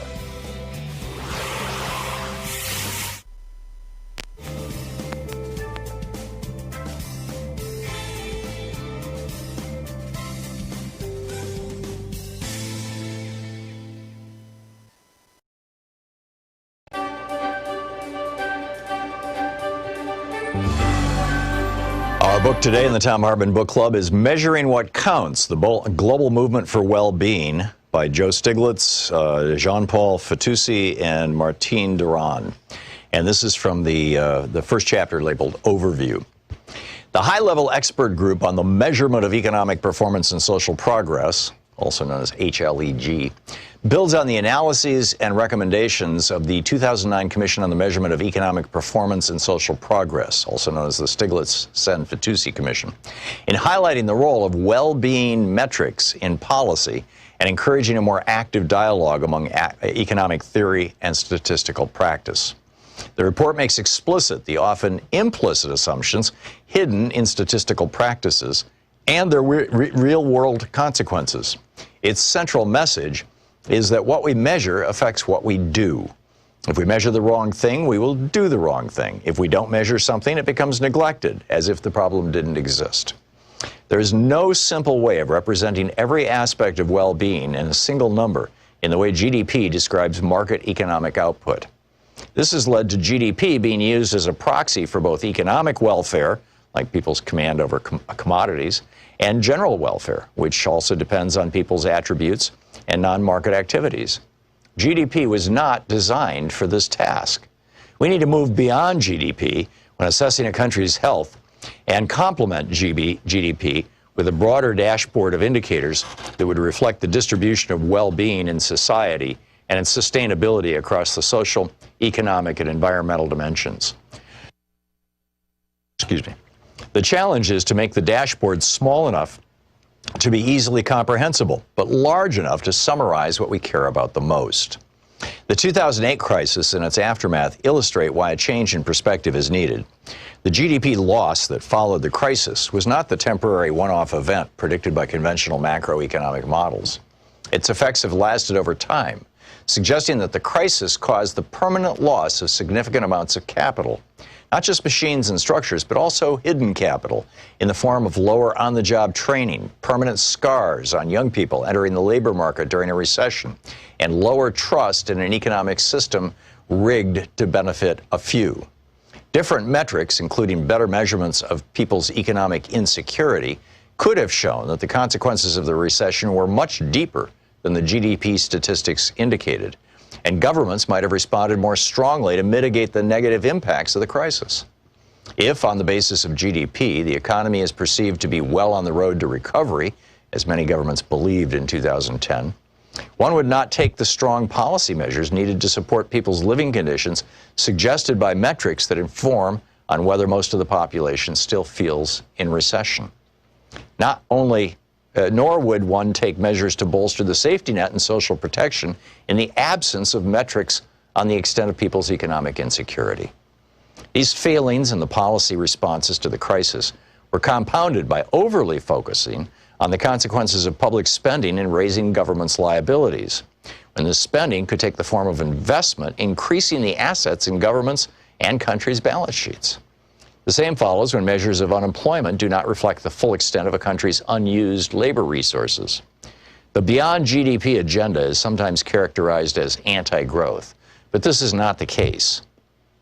The use of a dashboard of indicators reflecting what we value as a society would have led, most likely, to stronger GDP growth than that actually achieved by most countries after 2008.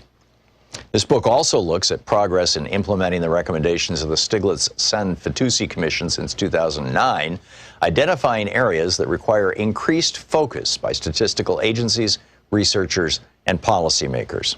The UN Sustainable Development Goals, agreed by the international community in 2015, clearly go far beyond GDP. But their 169 policy targets and more than 200 indicators for global monitoring are too many to guide policies. Countries will have to identify their priorities within the broader UN agenda and upgrade their statistical capacities, which, even in developed countries, are insufficient to monitor whether the agreed-upon commitments are being met. The international community should invest in upgrading the statistical capacity of developing countries, especially in areas where country data are needed to assess global phenomena, such as climate change or the world distribution of income. Inequality in income and wealth has today a central role in policy discussions in ways it did not in 2009. But important progress is still needed in a range of areas, such as measuring what happens at both ends of the income distribution, integrating different data sources, and measuring the joint distribution of income, consumption, and wealth at the individual level. When looking at inequality, it's also important to look at differences between groups. These are called horizontal inequalities, at inequalities within households, and the way resources are shared and managed, which are especially important in the case of wealth. We should also look beyond inequality in outcomes to inequality of opportunity. Inequality of opportunity is even more unacceptable than inequality of outcomes. But the operational distinction between the two is fuzzy, as we don't observe all circumstances that shape people's outcomes and are independent of their efforts. The book Measuring What Counts by Joe Stiglitz and Friends.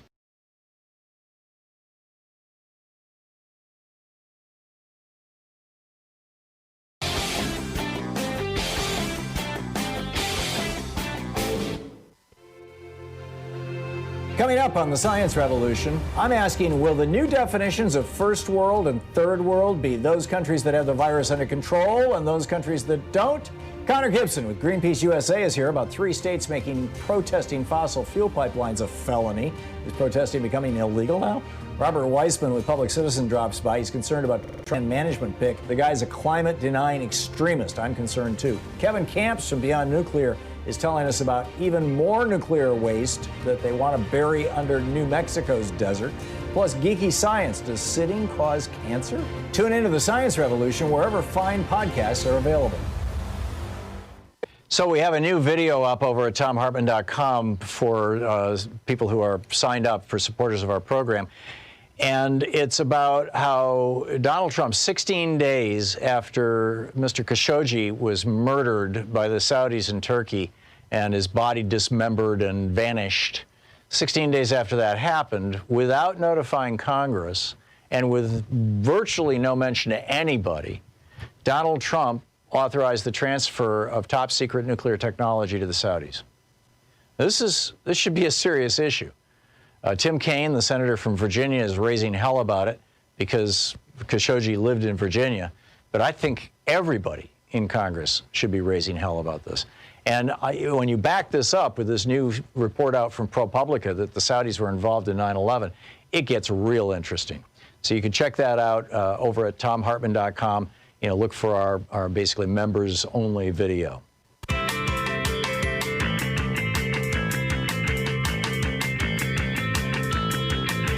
Congressman Mark Pocan taking your calls for the hour. It's Middays with Mark, Tuesday, second hour edition. And, excuse me, and let's see here, Paul in Spooner, Wisconsin. You're on the air with Congressman Pocan. Congressman Pocan, you are my hero next to Gwen Moore. How are you today? Question for you. What are we going to do with our students this fall?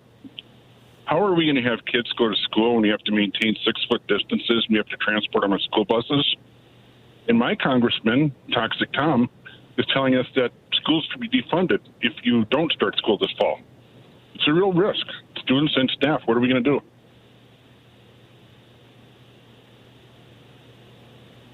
Congressman Pocan? Uh-oh. Sorry about that. I'm trying to operate the phone as close to the window as possible because I don't have good reception in my office. I apologize. I don't know if we exactly know what we're going to do yet. We're going to have to really watch everything very closely. In Wisconsin, where Paul is from, my county, Dane County, which is Madison, Wisconsin, just announced today that they're going to require mask wearing of everyone in the county starting on Monday. But statewide, we're one of the states that doesn't have this. Even Texas does, but my Republican majority in the legislature has not put that idea forward. So, we may wind up being one of the next states to have problems, and then we may not be able to have children go back to school. This is the problem with not having a national strategy and a president who is man enough, big enough, person enough to wear a mask. And he's just not, because he sees it as a symbol of his failure every time he sees himself in the mirror. And yet the rest of us realize the single best thing we can do right now, thanks to the president's negligence, is to wear a mask. So I don't have an answer for it yet, Paul. I know a lot of communities are trying to figure this out. But the best I'm hearing from educational experts is they're waiting a little longer to see what happens. And if we wind up not having kids in school, boy, it's going to have a big ripple effect throughout the economy. Michelle in Chicago, you're on the air with Congressman Pocan. Hi, Congressman Pocan and Tom. Listen to you as often as we can. Thanks for doing your show. My question is, will the recent Supreme Court ruling about faithless electors help correct the issue that Tom has been warning us about if the election doesn't go Donald Trump's way and they decide to figure out a way to nullify it? Throw it to the House. Tom, yeah, I know you and I have had this conversation, Tom, but I have not looked at how that ruling may affect it. I think you may have, and I'm just wondering if you might actually have the answer. Yeah, I don't think it would have any effect on it. Okay. And the good news is, I mean, the big hope to get rid of the Electoral College is the nationalfairvote.com or org or whatever it is, but the nationalfair.org. Thank you, Sean. Is where this compact of the states we're about 3/4 of the way there, where if enough states to put whose electoral votes in aggregate could put a person into the White House, they all agree that they will throw all of their electoral votes for whichever candidate gets the majority vote, which of course was Al Gore in 2000 and was Hillary Clinton in 2016. And under this Supreme Court ruling, that still remains viable. In fact, if anything, it gives the states more power to do that. So that's probably a good thing. So I'm not so concerned about that. Carol in Elephant Butte, New Mexico. You're on the air with Congressman Pocan. Good morning. Morning, Carol. Sorry, taking me off of speaker. Listen, the PPP gave money to Kanye West, the Church of Scientology, and even Grover Norquist, the man who wants to drown government in a bathtub. Why is that happening? How were they damaged by coronavirus? And is Congress going to do anything? Apparently, there's not a Democrat in Congress that can write a bill as secure as ALEC can, because they get away with everything. Yeah, Carol, so we did just kind of talk about this a little earlier in the program. There were only qualifier that I really remember that stood out when we did this is you had to say that you were impacted by this. There wasn't others, because in other countries, Canada, England, Denmark, Germany, they're just making sure people are getting assistance to keep people employed. And I think we were trying to operate very quickly on PPP to make sure that happened. But you were supposed to be able to say that your business was impacted by it, and many businesses were. Now, if someone lied when they did that, then I think they had to swear to it that their business was infected. Then I think that's part of why some people didn't want businesses names out of who got loans, because they have to show how they're hurt. I have not heard all the names that you've had there, but I can tell you that was the one qualifier that had to say you were impacted by the COVID-19 crisis. And if people can't prove that, or if it's not true, then I think there's a price to be paid for that. Steve in Seattle, you're on the air with Congressman Pocan. Hi there. I wanted to ask, can we count on Congress to continue attempting to hold Trump accountable once he is out of office and not simply give up, under the guise of we need to heal the nation and come together? And can we count on Congress to hold a potential Biden administration accountable with the fervor that they try to hold Trump accountable? Thank you. Yeah, so the second part's probably the easier question, Steve, because I would hope so, right? I think, I would be very disappointed if we didn't go and change the authorization to go into war, for example, because both Democrat and Republican presidents have used this a little too loosely. And you have to go to Congress if you want to go to war, because it's in the Constitution. So we have to hold that separation of power, and I think we will with President Biden. The second question, quite honestly, is a question I ask myself all the time, Steve, is what's going to happen? Because so often we've seen it, people are like, well, they're out of office now, and then you don't continue to pursue. And yet what this person has done, it's literally cost tens of thousands of American lives. And if we find out that he has done deals with foreign governments, or he's done things that have enriched his businesses, which I think there's plenty of ways you can point to it, we have to hold people accountable, or else you're not holding anyone accountable. The future Democrat or Republican or any party, should we not do that? So I think that's the question that's going to be tougher to kind of guess at this point. But I ask that myself because I certainly hope that we hold him accountable. Dave in Lamont, Illinois. You're on the air with Congressman Pocan. Hi. My question is about the availability of COVID-19 testing. We've all been sold that anyone who can get a test, or anyone who wants to test can get one, and pretty much believe that's garbage. I'm very curious about the disparity between probably the rich and the poor on this one.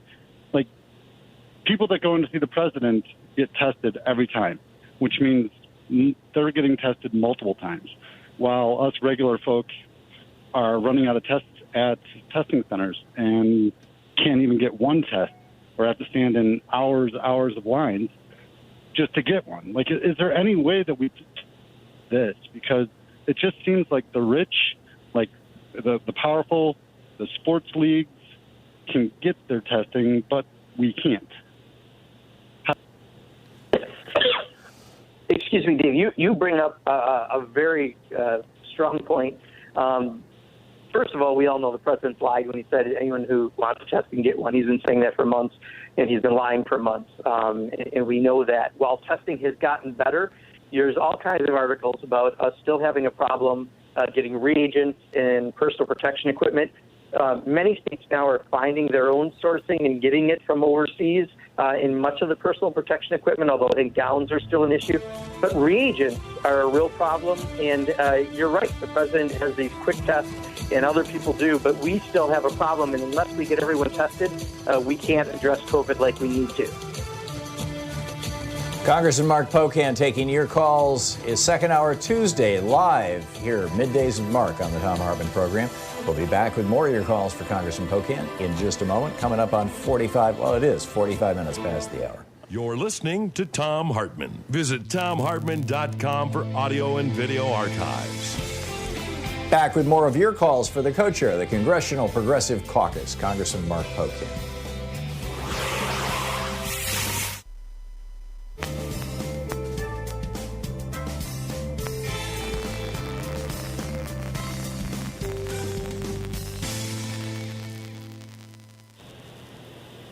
And Joe in Burbank, you are on the air with Congressman Pocan.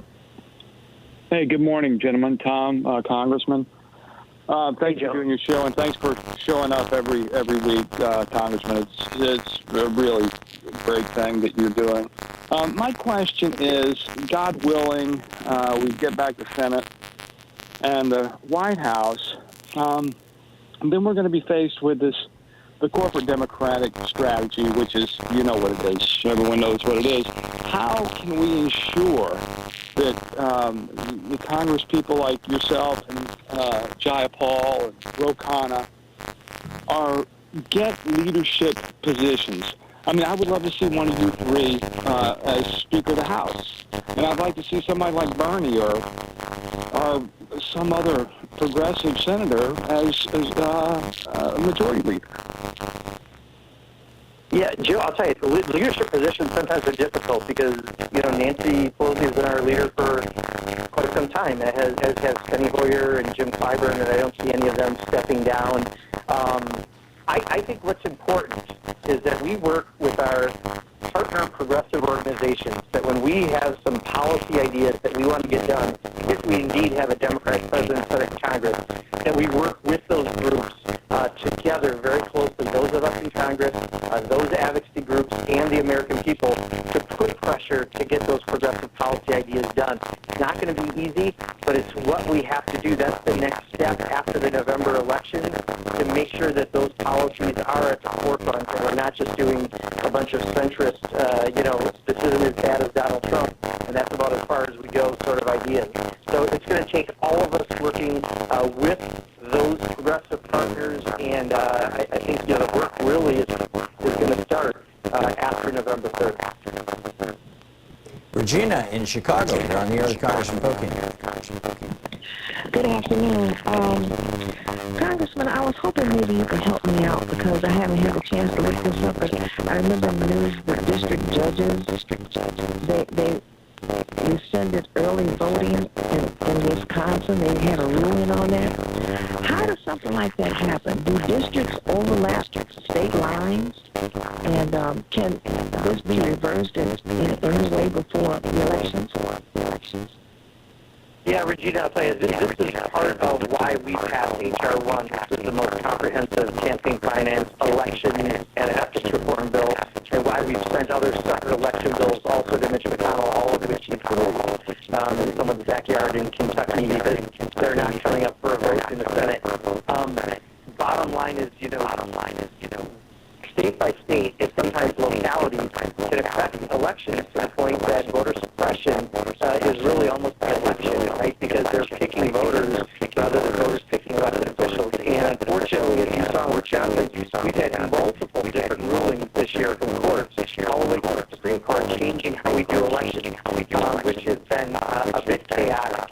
When I think, we have to make it so that ultimately I've introduced the constitutional right to vote amendment that if they ever got passed in the Constitution would make it nearly impossible for all members to make it harder to vote.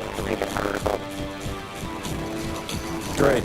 Congressman Mark Pocan, taking your calls for the hour here on the Thom Hartmann Program. It's Tuesday, second hour, middays with Mark. We'll be back with more of your calls for Congressman Pocan. In just a moment, you can find his website, pocan.house.gov. You can tweet him on the left as a representative, as in REP, Mark Pocan.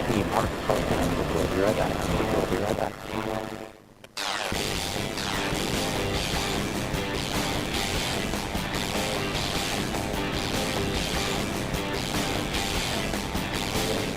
We're putting together a series of American history books. It started with the hidden history of guns and the Second Amendment, and the hidden history of the Supreme history of America, then the hidden history of the Republican War on voting. Coming out soon is the hidden history of monopolies, of big monopolies, destroy the American dream. And then next spring, it's going to be the hidden history, the hidden oligarchy and so we've got a new video. Regular supporters of our program over at ThomHartmann.com, and this is about just a totally bizarre story about these three guys with no VA experience. They're not even veterans. They're not even veterans. Big shots down that Donald Trump has put in charge of the Veterans Administration functionally. And their association, one of them is the entertainment, their association with Johnson & Johnson, the New York Stock Exchange, and Johnson & Johnson, the big drug company, taking this very cheap chemical, tweaking the molecule, rolling it out as a new anti-suicide drug, Spravato. In clinical trials, caused six people to die by suicide. None of the people taking it. Placebo. And now Trump is telling the VA you have to buy this highly inflated Johnson & Johnson. And the Democrats want to know what's up with the VA crowd. Check it out. It's at ThomHartmann.com.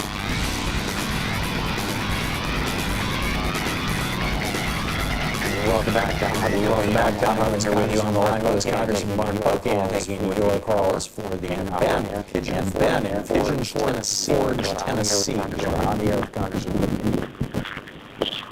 Yes. Hello. Hello. Ben. Yes. Are you? Yes. Are you? I'm not hearing Ben. I'm not hearing Ben. Rob in Mesa, Arizona. Rob, you are on the air with Congressman Pocan. Yes, thank you. Yes, thank you. Got a quick question.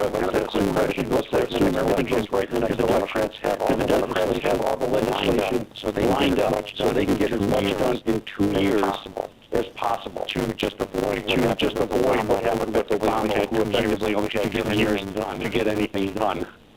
Sort of like McConnell, judges. Great question, Rob. Rob, I don't think the problem with Barack Obama is they have their legislation lined up. I think it's a matter of will, what you're going to try to move in the amount of time you have. And, in the House, we had 10 priority bills, everything from infrastructure to prescription drug pricing, the campaign, election reform to quality to a whole bunch of other measures.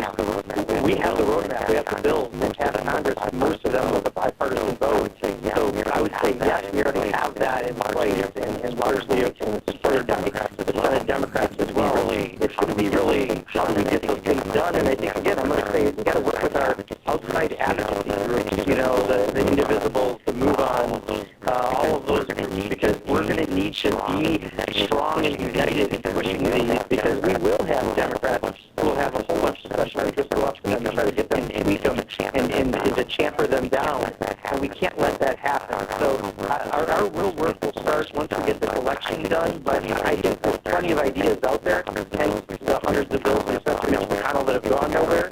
It's a matter of having a strategy, and I don't mean a legislative strategy by members of Congress, a national strategy to get these things done. Jenny in Miami Beach, Florida. You're on the air with Congressman Pocan. Hi, Congressman. Hi, Tom. So I'm one of those small businesses in Florida who didn't actually get it. Well, we were approved for a PPP loan, but it was such a tiny amount that literally unemployment was more. And also we were later offered an SBA loan, but the terms, they were just so... We basically, SBA loans were given way more stricter terms than the larger kind of giveaways that corporations were given. So we didn't take that loan because long term we were concerned about it and we didn't know how to manage it. So my question today is, what ideas do you have and do the Democrats have to make sure that they're going to extend unemployment benefits and ensure that going forward any money actually goes to small businesses and to the neediest businesses, not to large corporations? Yeah, Jenny, so one of the top priorities that we had in the HEROES Act was state and local government funding, because they're providing the COVID resources on the ground and extending that unemployment. And we know that come July 25th, people aren't going to have that, so we've got to do something. On the small business side, they do have a new measure in the bill that still provides some assistance to business who need it. But, Jenny, I really hope that you'll contact your local, I think, SCORE chapter. I think that's the name of the group, retired business people who help out small businesses, because there are measures. PPP is still open right now, and if you haven't gotten that, you can get that as a small business. In fact, it's a little easier to access. There are EIDL loans. There are other things that are out there that are reopened again for small business to be able to get, and there is some support. Now, and the problem is many small businesses already got that support, and they can't go back at it, and we do need more. That's why we put something in the HEROES Act. But you just said that you didn't access those. I would strongly recommend finding out about those right now for your business, because we need it. There's no question. The economy is not back. Most small businesses I talk to are about 30% off still, unless they were untouched in the beginning because they produce food and they sell it through grocery stores. Everyone's eating at home. Then they're doing all right. But for many other businesses, we're still off, and it's going to at some point have a real toll on employees and future jobs, period. Robert in West Allis, Wisconsin. Robert, we have 55 seconds. You got a real quick question for Congressman Pocan? Yep. Real fast. Yeah, so I'm noticing a trend lately where moderate Democrats are not showing up for their debates when they have a primary challenger, whether it be Henry Cuellar in Texas 28, or most recently Sarah Gideon for Maine Senate, where she has two other challengers. Is this a national trend, or is this more local that this is happening? Yeah, Robert, I haven't actually. This is the first time I kind of heard it, and not that I follow everyone else's elections. I think sometimes you do see incumbents less likely to go because they figure they have the name ID. Why give a challenger name ID? But that's not right, and you should just put pressure on people to, provide every view. You shouldn't. If you're running for office, you should be running on your views, and that means you have to get in front of the public. And if people aren't, don't reward them with your vote. Yeah, amen. Congressman, thanks so much for dropping by today. It's we really appreciate it, and of course. I hope you stay safe this week. Yeah, thank you, Tom. Appreciate it. Look forward to talking to you all soon. There you go. Okay, thank you. Yeah, I look forward to it too. Thank you very much. We'll be right back. Want to get into the whole school opening thing right after the break. Stick around.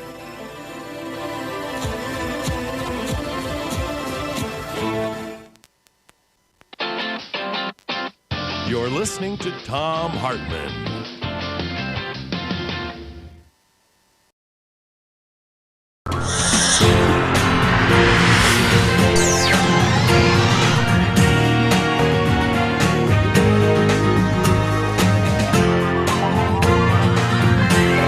We say fight back!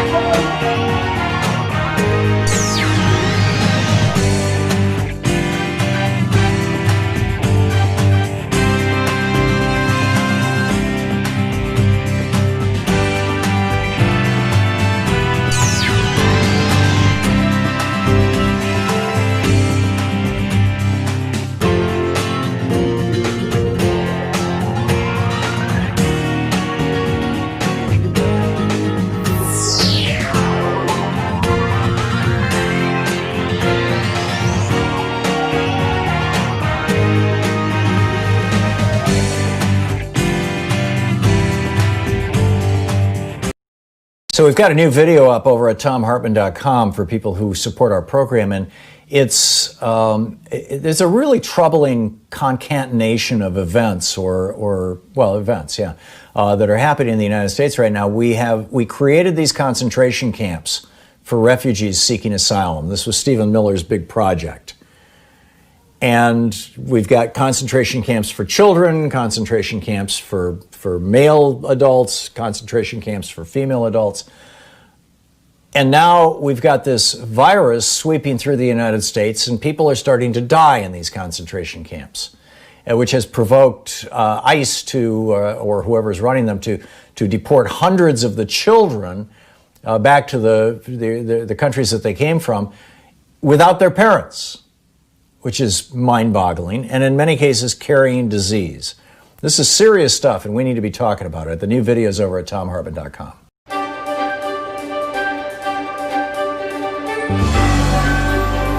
Our book today in the Thom Hartmann Book Club is Revolutionary Love by Michael Lerner, a political manifesto to heal and transform the world. This is from the introduction. We Earthlings need to build a fundamental change of consciousness into ourselves and in every part of our national and global society in order to achieve the economic and political changes necessary to prevent the destruction of the life support system of Earth, in order to end global and domestic poverty and wealth inequality, to defeat racism, sexism, homophobia, and other forms of xenophobia, to protect human rights, to achieve social, economic, and environmental justice, and to achieve lasting global peace. This new consciousness is possible and can emerge through embracing revolutionary love, the struggle for a caring society, and a new bottom line in all our economic, political, legal, educational, and cultural institutions. This manifesto is written to show you how this can happen and how you can help make it possible. Liberal and progressive movements need to move beyond a focus on economic entitlements and political rights to embrace a new discourse of love, kindness, generosity, and awe. These are not some new agey smile and be nice formula or let's get into self-transformation before we change society kind of thinking. I'm calling for both our American and global societies to embrace a new bottom line so that every economic, political, societal, and cultural institution is considered efficient, rational, and or productive, not according to the old bottom line of how much these institutions maximize money, power, or ego, but rather how much they maximize love and generosity, kindness and forgiveness, ethical and environmentally sustainable behavior, social and economic justice. This new bottom line seeks to enhance our capacity to transcend a narrow utilitarian or instrumental way of viewing human beings and nature, so that we respond to other people as embodiments of the sacred, instead of thinking of them primarily in terms of how much they can serve our interests. And also so that we can respond to nature not solely as a resource for human needs, but rather through awe, wonder, and radical amazement at the beauty and grandeur of this universe. I call this new consciousness revolutionary love, and its goal is to create the caring society, caring for each other and caring for the earth. The vehicle to create this new consciousness we will call the Love and Justice Movement, and eventually the Love and Justice Party. The revolutionary possibility of love is the kind of love that breaks through those distortions of consciousness that make it difficult to implement a national environmental policy or to end the many forms of oppression that permeate our world. To really embrace revolutionary love requires us to develop a strategy way beyond anything currently being given serious attention in the media, the political parties, and even many of the social change movements. And it requires us to move beyond what seems realistic in terms of the contemporary frame of discourse. Yet there is no alternative if we're to solve the environmental crisis and prevent our society in the coming decades from moving further and further into reactionary nationalism and repression of our own humanity. We need a global mobilization of billions of people to solve the problem, and this manifesto outlines the first steps to making possible such a mobilization. To understand the urgency, let's consider our current environmental crisis. In 1992, thousands of scientists issued a collective statement warning of the impending dangers to the life support system of planet Earth. 25 years later, in December 2017, 15,364 scientists from 184 countries signed a new statement that reads, in part, "Since 1992, with the exception of stabilizing the stratospheric ozone layer, humanity has failed to make sufficient progress in generally solving these unforeseen environmental changes, and alarmingly, most of them are getting far worse. Especially troubling is the current trajectory of potentially catastrophic climate change due to rising greenhouse gases from burning fossil fuels and agricultural production, particularly from farming ruminants for meat consumption. Moreover, we have unleashed a mass extinction event, the sixth in roughly 540 million years, wherein many current life forms could be annihilated or at least committed to extinction by the end of this century. Humanity is now being given a second notice. We are jeopardizing our future by not reining in our intense but geologically and demographically uneven material consumption, and by not perceiving continued rapid population growth as a planetary driver behind many ecological and even societal threats. By failing to adequately limit population growth, reassess the role of an economy rooted in growth, reduce greenhouse gases, incentivize renewable energy, protect habitat, restore ecosystems, curb pollution, halt defaunation, and constrain invasive alien species, humanity is not taking the urgent steps needed to safeguard our imperiled biosphere." End of quote from the scientists. And in October, well, it continues. The book is Revolutionary Love by Rabbi Michael Lerner. Thank you so much. Your children will inhabit. What we are often fighting over in American politics is group identity and status.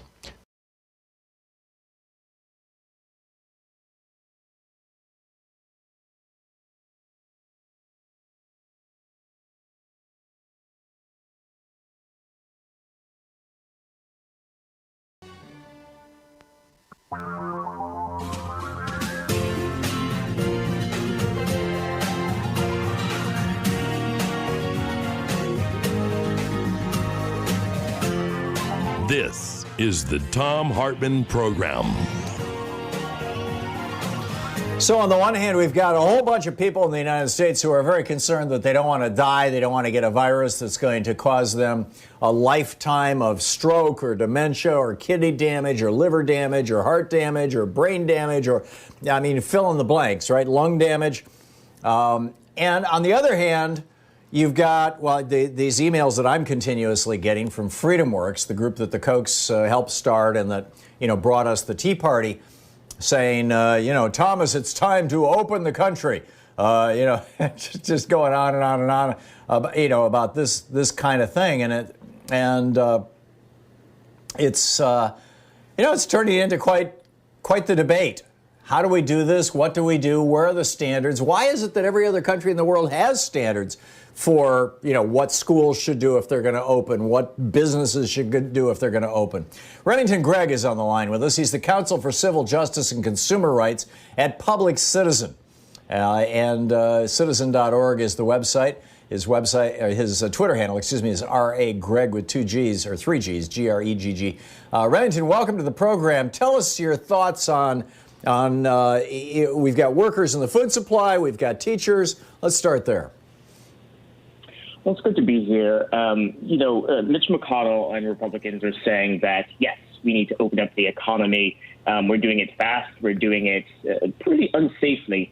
And while also doing that, they want to immunize businesses from coronavirus-related lawsuits, meaning that if you are a worker, if you are a consumer, and a business took unreasonable, unsafe practices, conduct, and you contracted coronavirus and either got sick or died, they want to immunize those businesses from being able to sue. It's pretty amazing, the breadth and the scope of this type of proposal.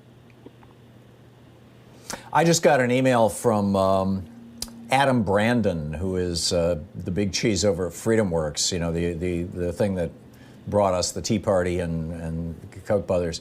And it says my name, and then lockdown leftists are looking for any excuse to reinstate their economically devastating lockdown order, and the fake news media is doing everything they can to give them one, even though the coronavirus mortality rate keeps declining.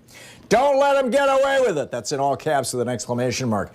Please send your governor a message. Tell him to do everything they can to protect our most vulnerable citizens and, in all caps, keep America open. The fake news media has done nothing but praise Governor Andrew Cuomo for his draconian lockdown measures. But what they always fail to report is that Cuomo's own survey found that 66% of hospitalized patients were literally at home when they got infected. This, and then goes on from here. I mean, how in the face of this, when FreedomWorks is saying this, that the billionaires and all the business groups are basically promoting this. How do we push back against this? Yeah. Well, they're doing it for a very simple reason. It's profits.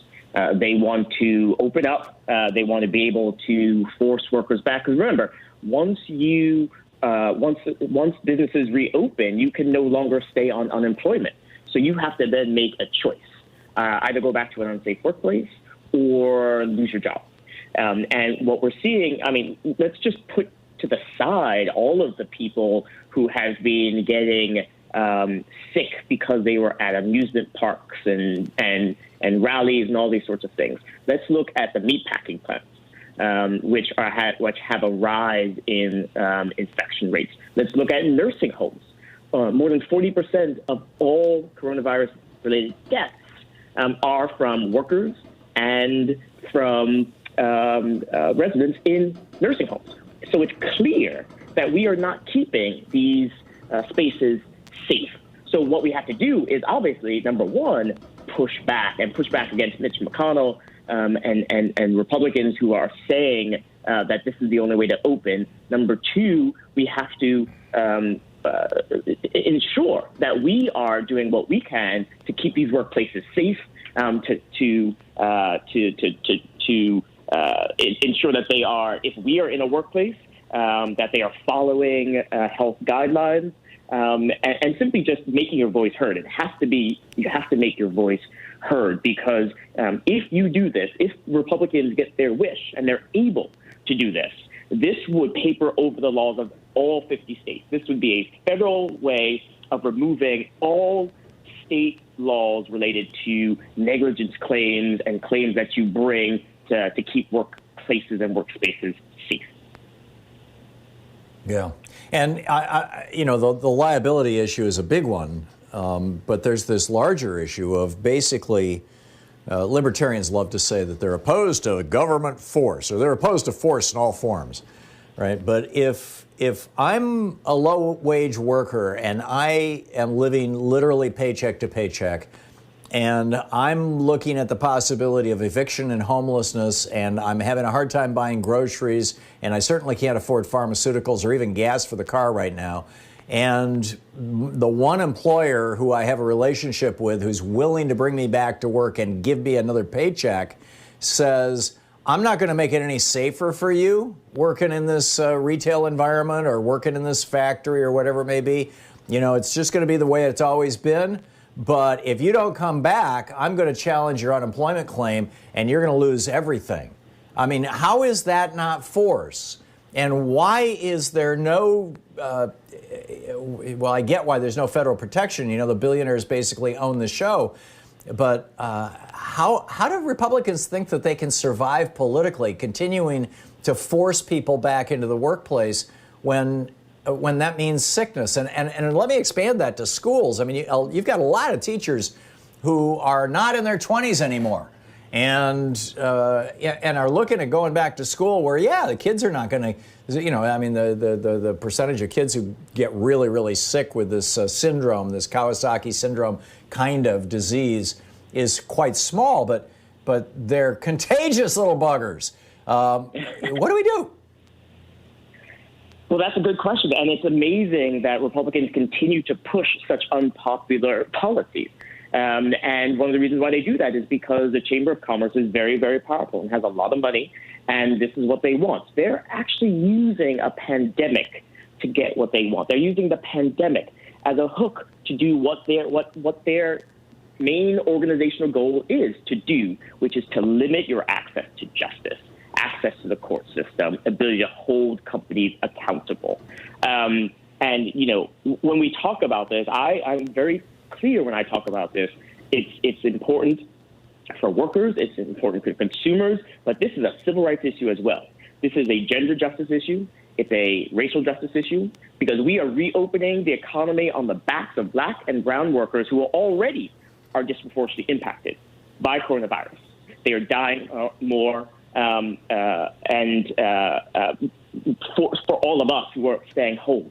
And if you continue to reopen the economy and you immunize businesses, there will be even more sickness, even more deaths, and it's not white middle-class America who will be dealing with this. It will be black and brown people. And if we are serious about talking about race, and women, yes, exactly, who make up a large percentage of teachers, healthcare type. Exactly. So we have to talk about this broadly, racial justice, gender justice, and how we fulfill the promises of equality. Yeah. And so, Remington, we only have 20 seconds to a hard break. How do we do that? You want to say to Mitch McConnell, we oppose this. You want to say to Chuck Schumer, Nancy Pelosi, stay strong, don't allow businesses to don't immunize businesses, and just keep fighting. So speak out. Call 202-225-3121 and yell at your congressperson. Respectfully, of course. I get it.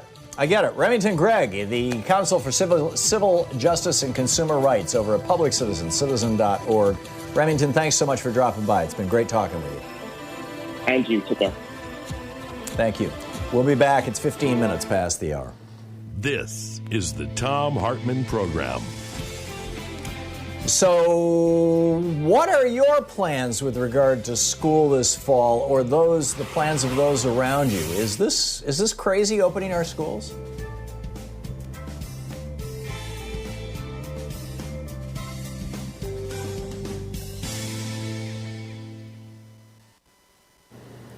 And welcome back, Carl in Ocala, Florida. Hey, Carl, what's on your mind today?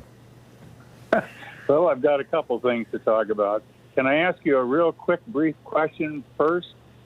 Are your books available on Audible? I don't know the answer to that question. I know that there are audio versions of many of my books, and I think there's audio versions of every single one of the new Hidden History series. But whether they're available, I'd be astonished if they were not available on Audible. Good. I'll keep looking. I haven't found them, and I suffer from glaucoma, so reading is kind of behind me. My comment, my question was, you can listen on television, and at my age, with my retirement and so on, that's my main source of anything to do since I don't go out of the house. You can hear all day long comments about how awful the Republicans and Trump is and everybody else and why they're doing such terrible things. We need to move forward with down-ballot changing. We can change what state houses do. We can change what states do and what feds do if we start changing and don't focus 110% on the head of the game, which we all know has to go. But I think it's so important. I was going to ask the congressman, and I'll ask you instead, are you aware of where things stand? I'm not, frankly, in the process of allowing all states, all 50, and funding that effort to have mail-in voting. Where does it That would stand? be a question for Pocan, because I know H.R. 1 was this sweeping piece of legislation to make voting easier for people across the United States. And I have a recollection, but again, this is not a fact. This is just, I vaguely recall, this was, months ago, maybe a year ago when H.R. 1 came out, in fact, almost 2 years ago, that it required states to relatively easily provide people with mail-in ballots. But I frankly don't recall any of the details of how that works. And of course, H.R. 1 is never going to be picked up by Mitch McConnell because he doesn't want, fair and widely available voting. As Paul Weyrich said, Republicans' leverage in the election goes up when the voting populace goes down, period, full stop. That's it, full stop. The other comment I wanted to make actually was concerning masks. You and I have had a couple of conversations about tactical versus strategic planning. When you're thinking something like enforcing masks, you can only do it one of two ways. You either force it or you strongly support it. If you apply the logic of a driver's license, you can't operate a motor vehicle legally on a public street without a little piece of paper called a driver's license.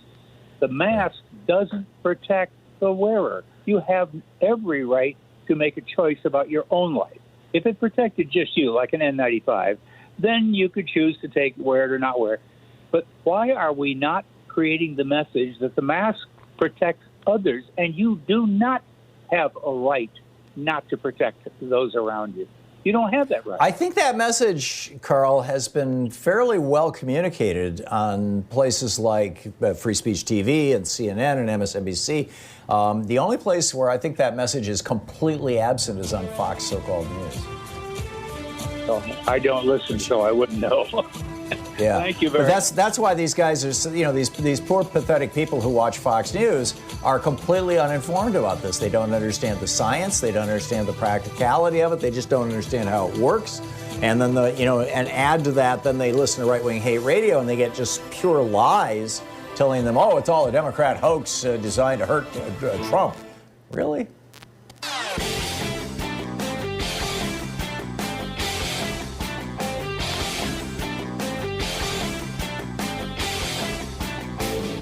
Our 1 hour free podcast recaps our show, and it's available wherever fine podcasts are found. And we have the full 3 hour podcast available over at thomhartmann.com if you want to really support our program. The only two presidents who were ever impeached, thus, credibly accused of crimes that rose to the level of impeachment, and then those crimes were indicted in the House of Representatives with an impeachment vote and tried in the United States Senate. The only two presidents that had that happen, by coincidence, and I'm sure it's just a coincidence, are the only two presidents whose Department of Justice's Office of Legal Counsel wrote a memo saying you can't arrest a sitting president. What he's doing is too important. He's too busy. He would never go out on the golf course 1/3 of his presidency. He's busy. You can't arrest him. And Trump now is claiming that not only can't you arrest him, you can't even investigate him, even if he commits murder. Anyway, we've got a video about a president who actually did get arrested for a crime and convicted of it. You can check it out over at thomhartmann.com. It's one of our listener-supported videos. Check it out. Tag, you're in.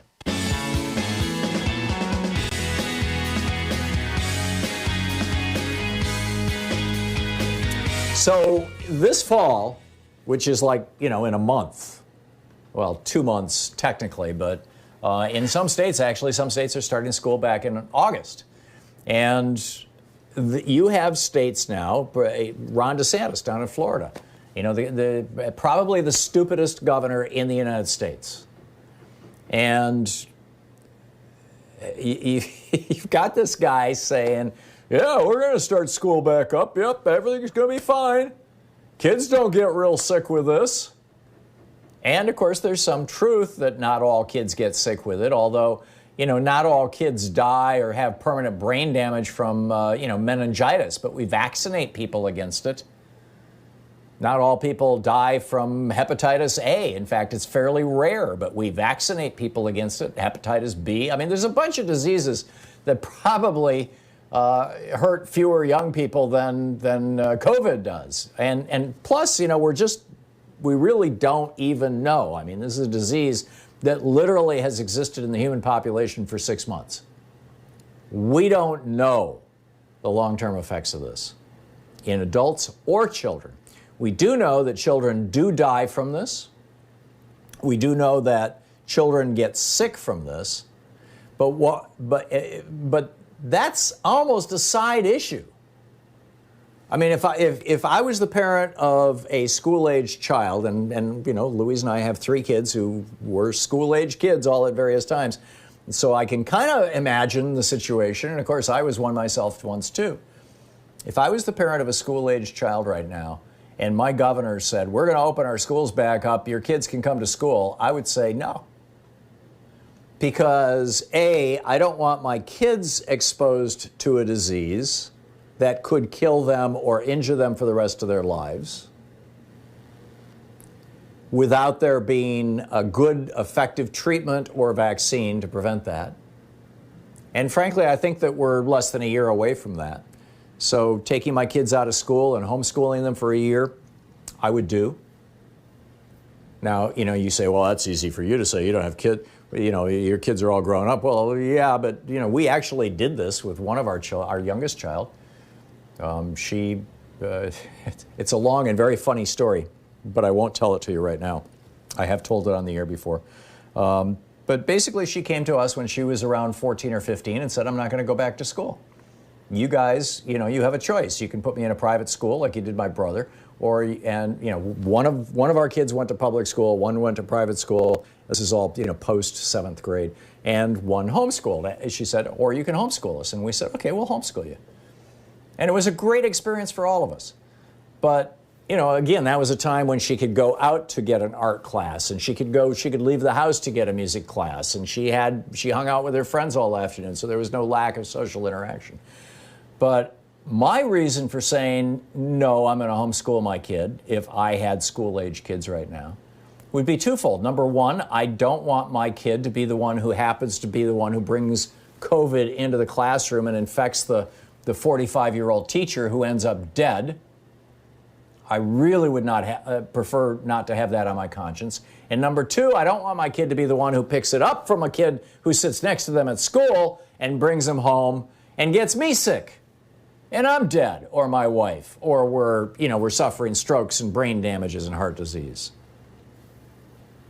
I mean, we crap on our schools in this country. Teachers have to buy supplies, they have to buy chalk, they have to buy, if they want to be concerned about the coronavirus, and we saw this in the spring, you know, in the tail end of the last school year, you know, in the late winter, they have to buy their own hand sanitizer, they have to buy their own Clorox wipes. They're underpaid to begin with, and then this?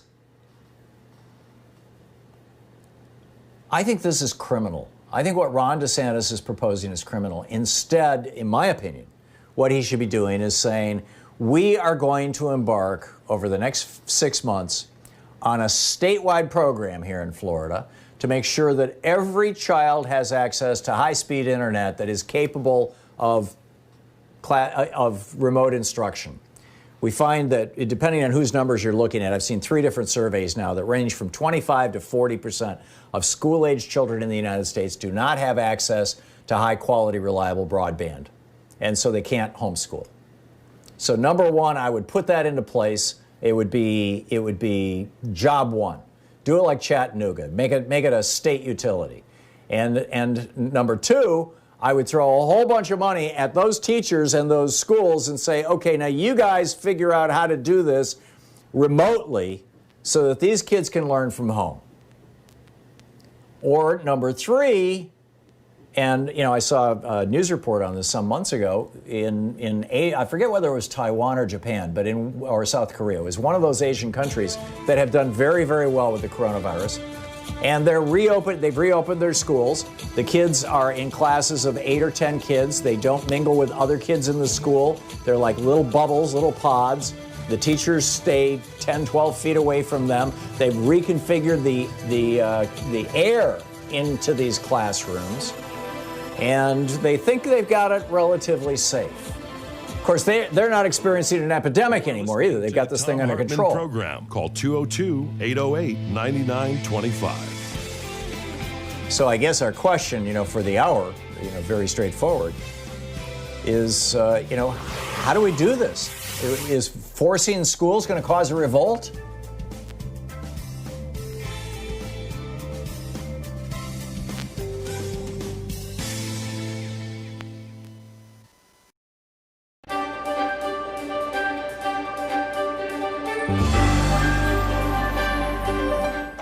For our Thom Hartmann Book Club excerpt today, we're reading from Ed Morales' new book, Fantasy Island, Colonialism, Exploitation, and the Betrayal of Puerto Rico.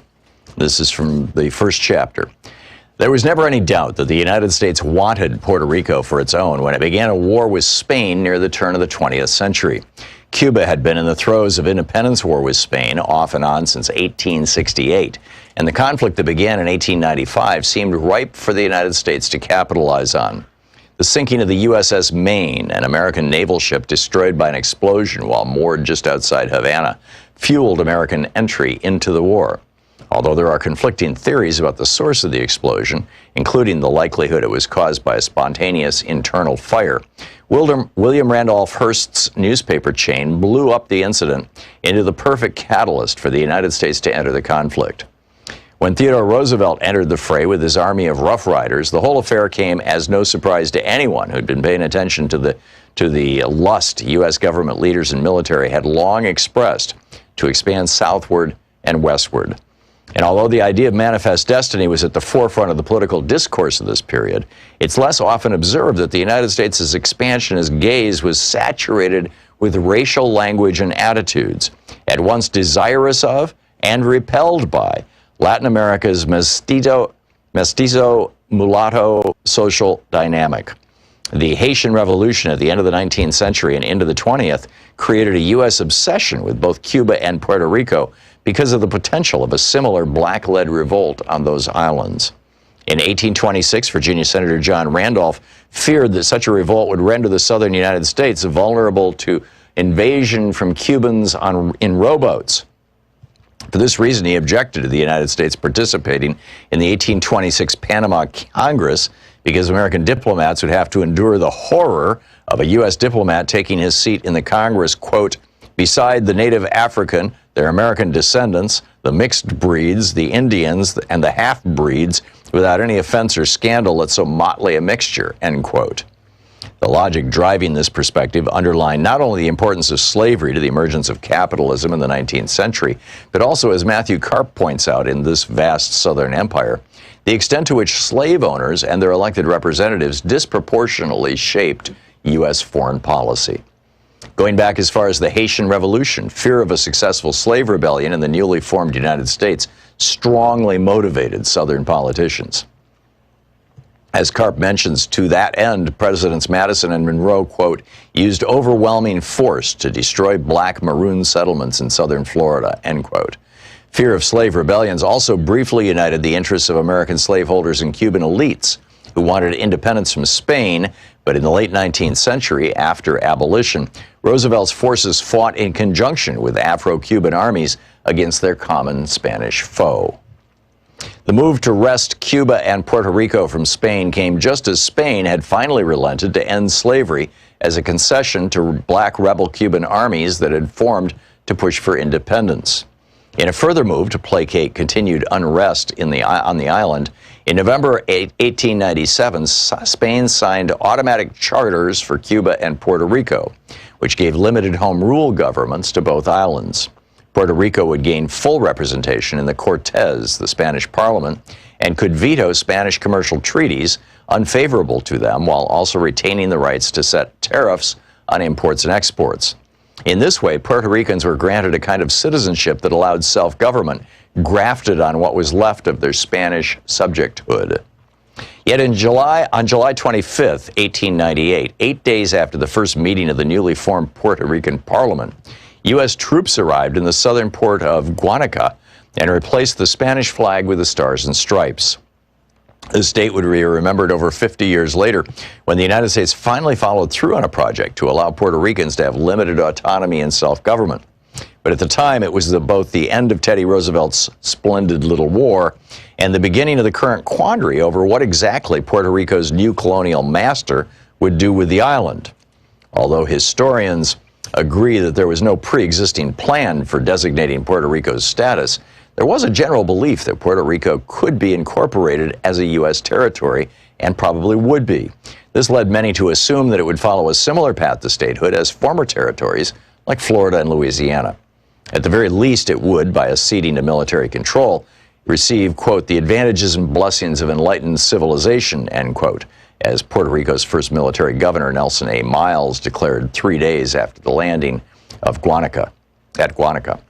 Because Cuba was so militarized during its wars for independence, the United States decided to allow it national sovereignty, thinking it could still exert considerable control over the economy because of existing business interests and a ready-made set of Cuban consumers who were already buying Ford Model Ts.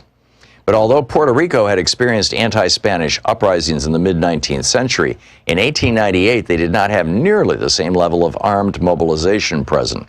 So the United States held on to it, particularly because of its geographic location, which would provide the United States with a stronghold on the easternmost tip of the Caribbean.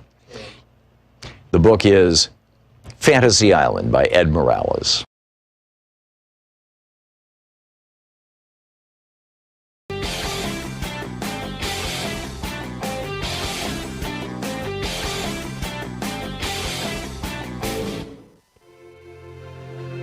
Coming up on the Science Revolution, I'm asking, will the new definitions of first world and third world be those countries that have the virus under control and those countries that don't? Connor Gibson with Greenpeace USA is here about 3 states making protesting fossil fuel pipelines a felony. Is protesting becoming illegal now? Robert Weissman with Public Citizen drops by. He's concerned about Trump's land management pick. The guy's a climate-denying extremist. I'm concerned, too. Kevin Camps from Beyond Nuclear is telling us about even more nuclear waste that they want to bury under New Mexico's desert. It's geeky science. Does sitting cause cancer? Tune into the Science Revolution wherever fine podcasts are available. Hey, we have a new video up for our supporters over at ThomHartmann.com. It's about Steve Wilson and Jane Aker, who were guests on this program back in the early 2000s. A couple of reporters for a Fox television station down in Florida who put together an investigative report on bovine growth hormone that Monsanto tried to squash. The Fox station told them that they had to actually lie on the air, saying that there was no health risks associated with GBH, what's now called RGBH. They refused to lie. They got fired. They appealed. They went to court. They won a judgment against the Fox station. And then the Fox station appealed that, and the appeals court said, no, it's okay for a TV station to order their reporters to lie on the air. And that's been the law ever since, since 2002, 2003. And you combine that with the Telecommunications Act of '96, and we have an insane media landscape. Check it out at ThomHartmann.com.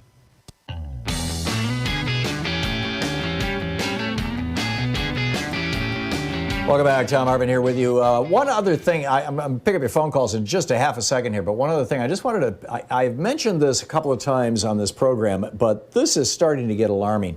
About 2 weeks ago, maybe a week and a half ago, when the Trump polls really started seriously going in the tank, and Fox News was even saying, you know, no way Trump gets reelected if these numbers hold.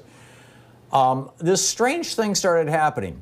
back in 2015, when Trump was in the primary, I donated $5 to his campaign in the name of Fred Flintstone. And I have been on his list ever since. And, but something weird happened in the last 2 weeks, because up until, I mean, literally for the last 4 years, 4.5 years, since 2015, since the primary, I've been getting 3 or 4 emails a week from the Trump campaign asking for money. I get them from Eric, I get them from Don Jr., I get them from Melania, I get them from Donald, I get them from the campaign manager, et cetera, et cetera. Well, just in the last few hours, just today, just in the last 5 hours, I've got one right here, Donald J. Trump. This is from Donald J. Trump. This goes to victory.donaldtrump.com. Wow, my team just showed me our limited edition personalized Trump Pence 2020 welcome mats. And when I saw them, I knew immediately that you had to have one. Unfortunately, we already sold out of the 500 we had in stock, but I like this item so much, I asked my team to rush over 50 new mats for top supporters only. Big news, you've been selected to receive one of the 50. Brenda from Texas already claimed her welcome mat. That second mat is reserved for only you, Fred. Hurry, I can only reserve your mat for the next 3 hours. So there's that, okay? So they're trying to sell me a mat. And then I get this.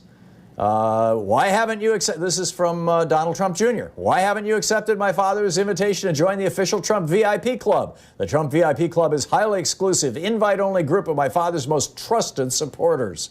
So when he asked me who I thought we should invite to join, I immediately thought of Fred Flintstone from Oregon.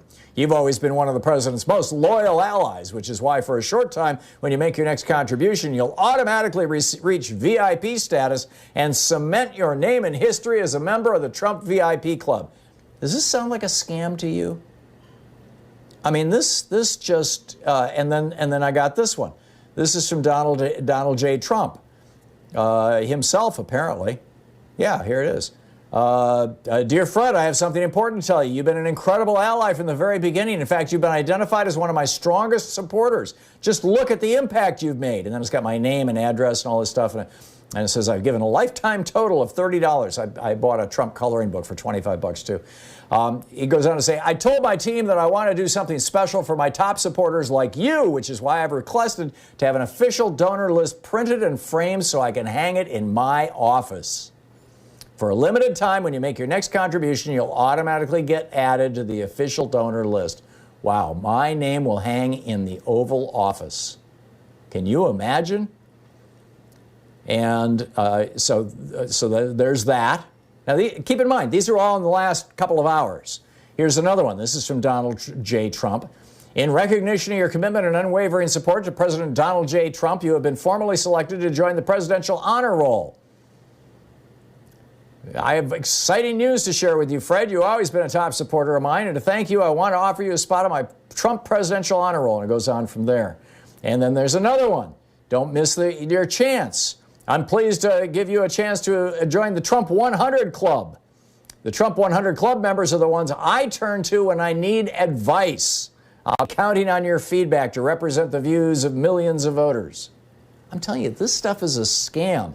And he's going into late-stage scam-dumb here in a huge way. So, anyhow, but back to schools reopening. I wanted to talk about that. Alice in Oakland, California. Your thoughts on schools? Yeah, hey, Tom. Thanks for taking my call. I want to refer people to an article. I just put it on your Facebook page. On the bold italic.com. It's called We Cannot Return to Campus This Fall. And I'm a school counselor in Oakland, and this is written by an Oakland high school teacher.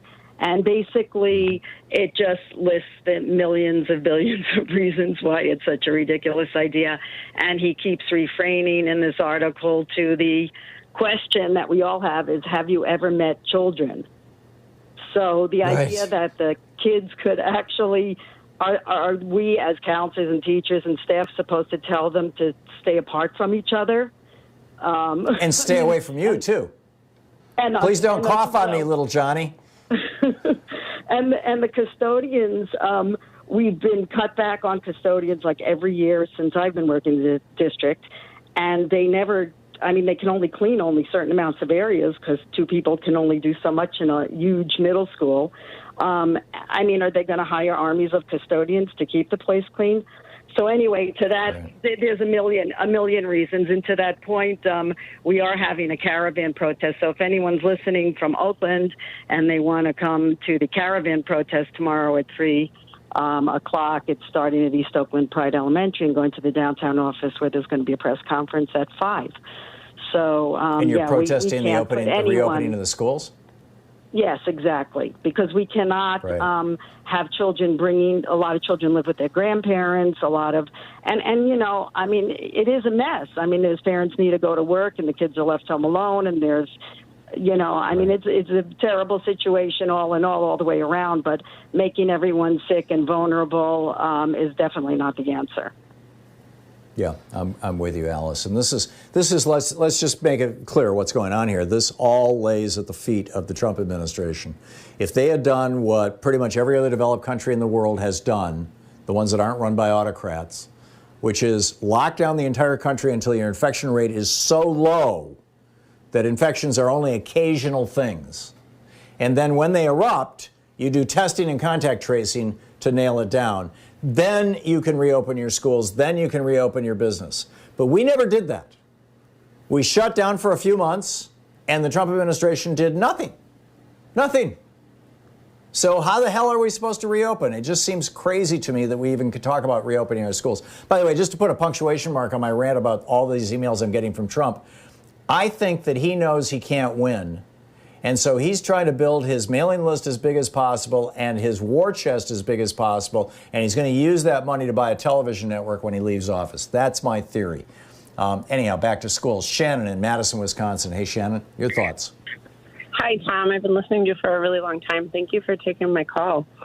So I consider ourselves, you know, I hate this word, but we live in a privileged area, in a suburban area in Madison, Wisconsin.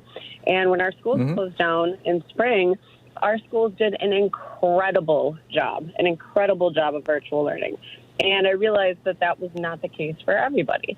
And we were told by people in rural areas in Wisconsin how the internet wasn't working or the teachers weren't doing a good job in reaching out. And I understand that. And so I think that's what a lot of people are frustrated with. But I think that what we have to remember is this word temporary that no one's saying enough. The local governments have to start using the word temporary and throw some money at it. You know, if it's going to last a year, if it's going to last a year and a half, it's not forever. You know, it's just to shift your mindset. And I don't know why people have such a hard time with that. You know, send laptops to the rural areas, get the internet, like you were saying, you know, put it into your whatever, your city funding or whatever it is. And I really think that people just need to focus on that word temporary and say that more often, because I think that helps people wrap their head around it. And we've already, you know, I think our schools have voted, I know for a fact, actually, that our teachers have voted twice this summer, and most of our teachers have voted to say, please don't send us back. We don't want to get sick. Right. You know, my daughter... Well, I'm wondering if Ron DeSantis tries to force the Florida schools to open, if he's going to have any teachers show up. Is he going to have a revolt? I mean, I hope he does. I hope they do revolt, because it's absolutely unfair of us to put teachers who get paid as low as they do into these situations. It's just, I think it's absolutely insane. Yeah, I agree. Shannon, thank you. Thank you. Remember when Amazon was offering an extra $2 an hour? I think Kroger did it for a while too, for hazardous duty pay for frontline work. They've stopped all that. I think that this should be mandated federally, but teachers, no. Thom Hartmann. Visit ThomHartmann.com for audio and video archives. For teachers, it shouldn't even be a matter of we're going to give you more money if you do that. That's generally for younger people. But we just should not be opening our schools. This is wrong.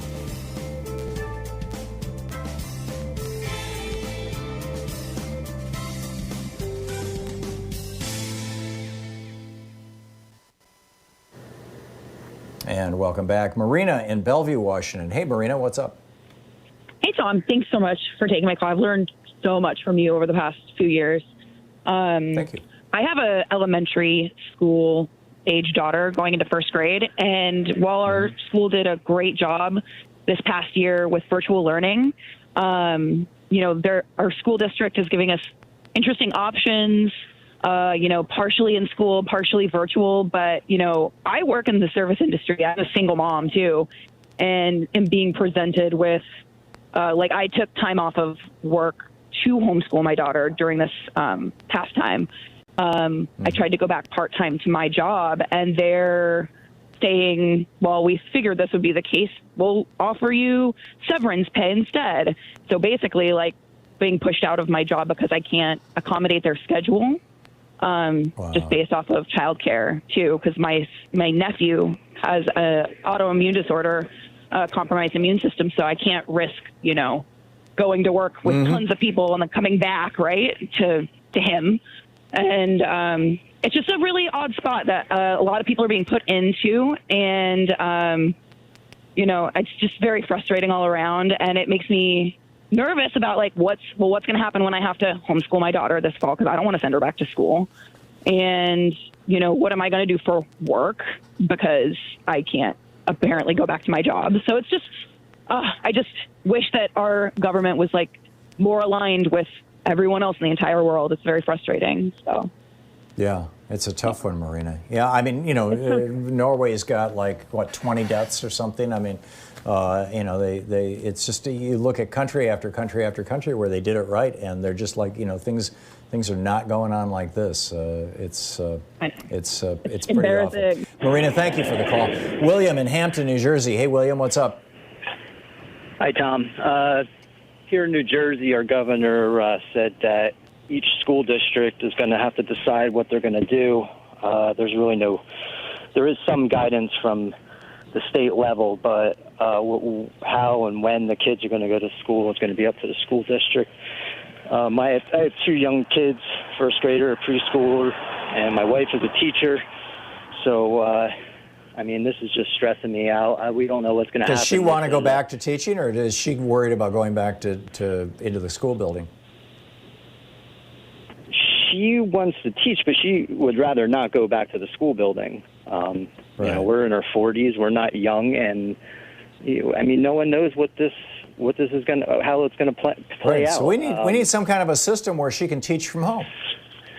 Well, there was. In New Jersey, she did a great job. She was stressed out. It was a lot of work. It was all new for the teachers that teach like that. And there has been rumors that they're going to split up the kids, and some kids are going to go some days and some kids are going to go the other days. But that leaves us in a bind, because then I would have to take off from work. And, taking off from work means no money. I don't get paid if I don't work. Right.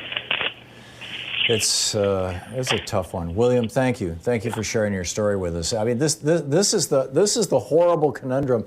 And you look at the way that most of the European countries handle this.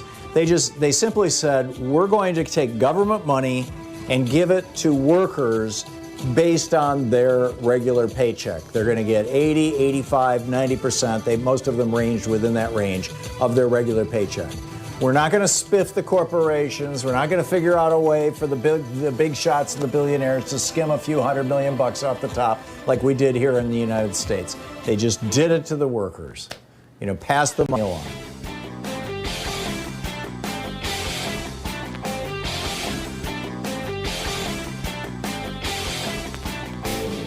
Hey, we're putting together a series of American history books.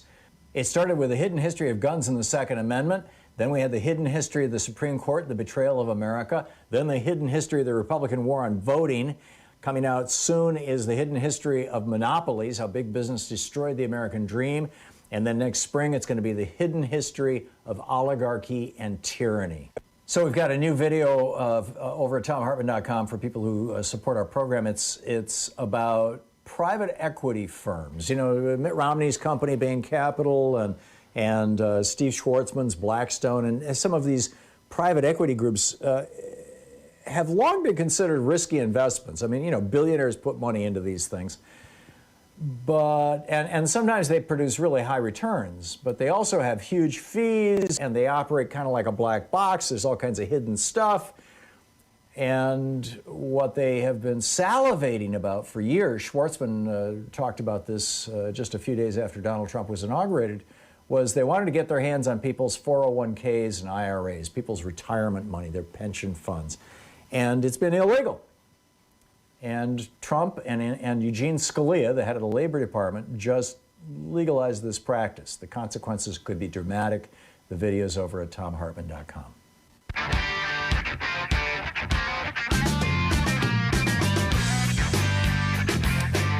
Welcome back. Joe in Cupertino. Hey, Joe, what's up? Hi, Tom. I got like a 30-page document from the schools and the reopening. This was produced on the 30th of June, and I've been reading it. It's pretty scary. I agree with what you're saying. I mean, as a parent of 2 kids in high school, I'm not comfortable sending my kid to school. And I think that until a vaccine comes, most parents are probably going to go in that same direction. I don't want to get in trouble, so let me just real quick. Tom Rose got a town hall meeting. The Supreme Court ruled. You were talking about it with the Congressman Pocan. As a former Bernie Sanders representative, does Roe have to vote for Bernie since Bernie won California? Or is that not the way I understand it? I don't know how those rules work at that level of granularity, Joe. I'm sorry.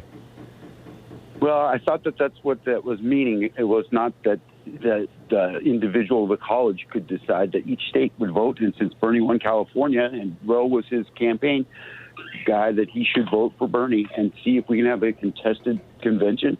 I don't know. I doubt that the convention is going to be contested, but I know that Bernie's been able to hang on to his delegates. The problem is those states that basically haven't held primaries. And the whole point of letting him hang on to his delegates was so that he would have more political power at the convention to influence the basically the platform. I mean, and maybe have some influence over the VP. But I think guess who's got the co-chair with Roe? But Karen Bassin's got the co-chair with Roe in California. So if I could get her as a VP candidate, I'd be willing to vote for Biden without much difficulty at all. Yeah, okay. Well, let him know. Joe, thanks for the call. Steve in Lexington Park, Maryland. Hey, Steve, what's up? Hi, Tom. Thank you for taking my call. Just want to let you know I'm currently reading your book on voting, and I read the other 2 books also. Oh, great. Thank you. You're welcome. I got them through Free Speech TV by Donate. First of all, great. just to qualify myself, I taught elementary school for 31 years, and I'm currently a professor, been teaching statistics for 24 years, and I teach, and since 1999, I've been teaching online, strictly online and through the hybrid method. So teaching, I agree with you, they should not open up the schools next fall. However, they can still teach online. They can do if they have to, they can do a hybrid where small groups of kids would come in at least once a week to meet the teacher, social distancing, getting whatever lessons. Then they go home and they open up their folder on their iPads and they can work. We are entering the iPad era out where my granddaughters go to school. And when they get into 3rd grade, they get iPads that follow them all the way through school. And since this has started, every day my granddaughters went on their iPads, got their assignments, did their assignment. Once a week, they were able to talk to their social worker, which is another word for counselor. And it all worked out. One of my granddaughters takes speech lessons. She took her speech lessons. So it can be done, but it's just got to be coordinated. Right, and it requires some infrastructure, and this is the thing. The Republicans have actually pushed legislation in some states to actually make it illegal for communities to do community internet services and things like that. So, yeah, Steve, brilliant. Thank you very much, Diane. And sorry to move along so fast here, but we just have a minute and a half left. Diane in Little Rock, Arkansas. Your thoughts? Yes, no, school should not open. I was around last winter when the regular flu went through the schools and they had to shut down, and we had a vaccine for that. I didn't catch it. I had the vaccine. You're a teacher? We had almost a 20% absentee rate. They shut down Thursday, Friday, Saturday, Sunday, cleaned up the schools, came back to school. Almost everybody came back. So keeping children out of school does work to cut the infection rate, and that's when we had a vaccine. So that will tell you that will run through the schools very rapidly. They're going to have to do distance learning. So you are a teacher, Diane? A substitute teacher for the last 6 years. So I substitute when those teachers get sick. So. Okay. And how are you feeling about going in to the Arkansas schools and substitute teaching? In today's environment with this ain't the flu. I'm not going back until there's a vaccine. And I guarantee you, if they try to open schools, if the regular flu could run through the schools like it did, which a lot of people are vaccinated, then what's going to happen with this virus? Right. I agree. I think it's just the worst kind of public policy. Diane, thank you. Thank you for the call. And I get, kids need to be educated. They need social experience. Parents need a break. I get all that. But none of that helps you if you're dead or if you have dementia for the rest of your life because you got a blood clot in the brain from a mild case of COVID-19. I mean, that's how nasty this disease is. Thanks so much for being with us today. We'll be back tomorrow, same time, same place. And in the meantime, don't forget democracy requires you. We've all got to pitch in if we're going to make this thing work. So get out there, get active, tag, you're it. You've been listening be good to yourself Thom and others. Hartmann. See you tomorrow. For audio and video archives, visit ThomHartmann.com.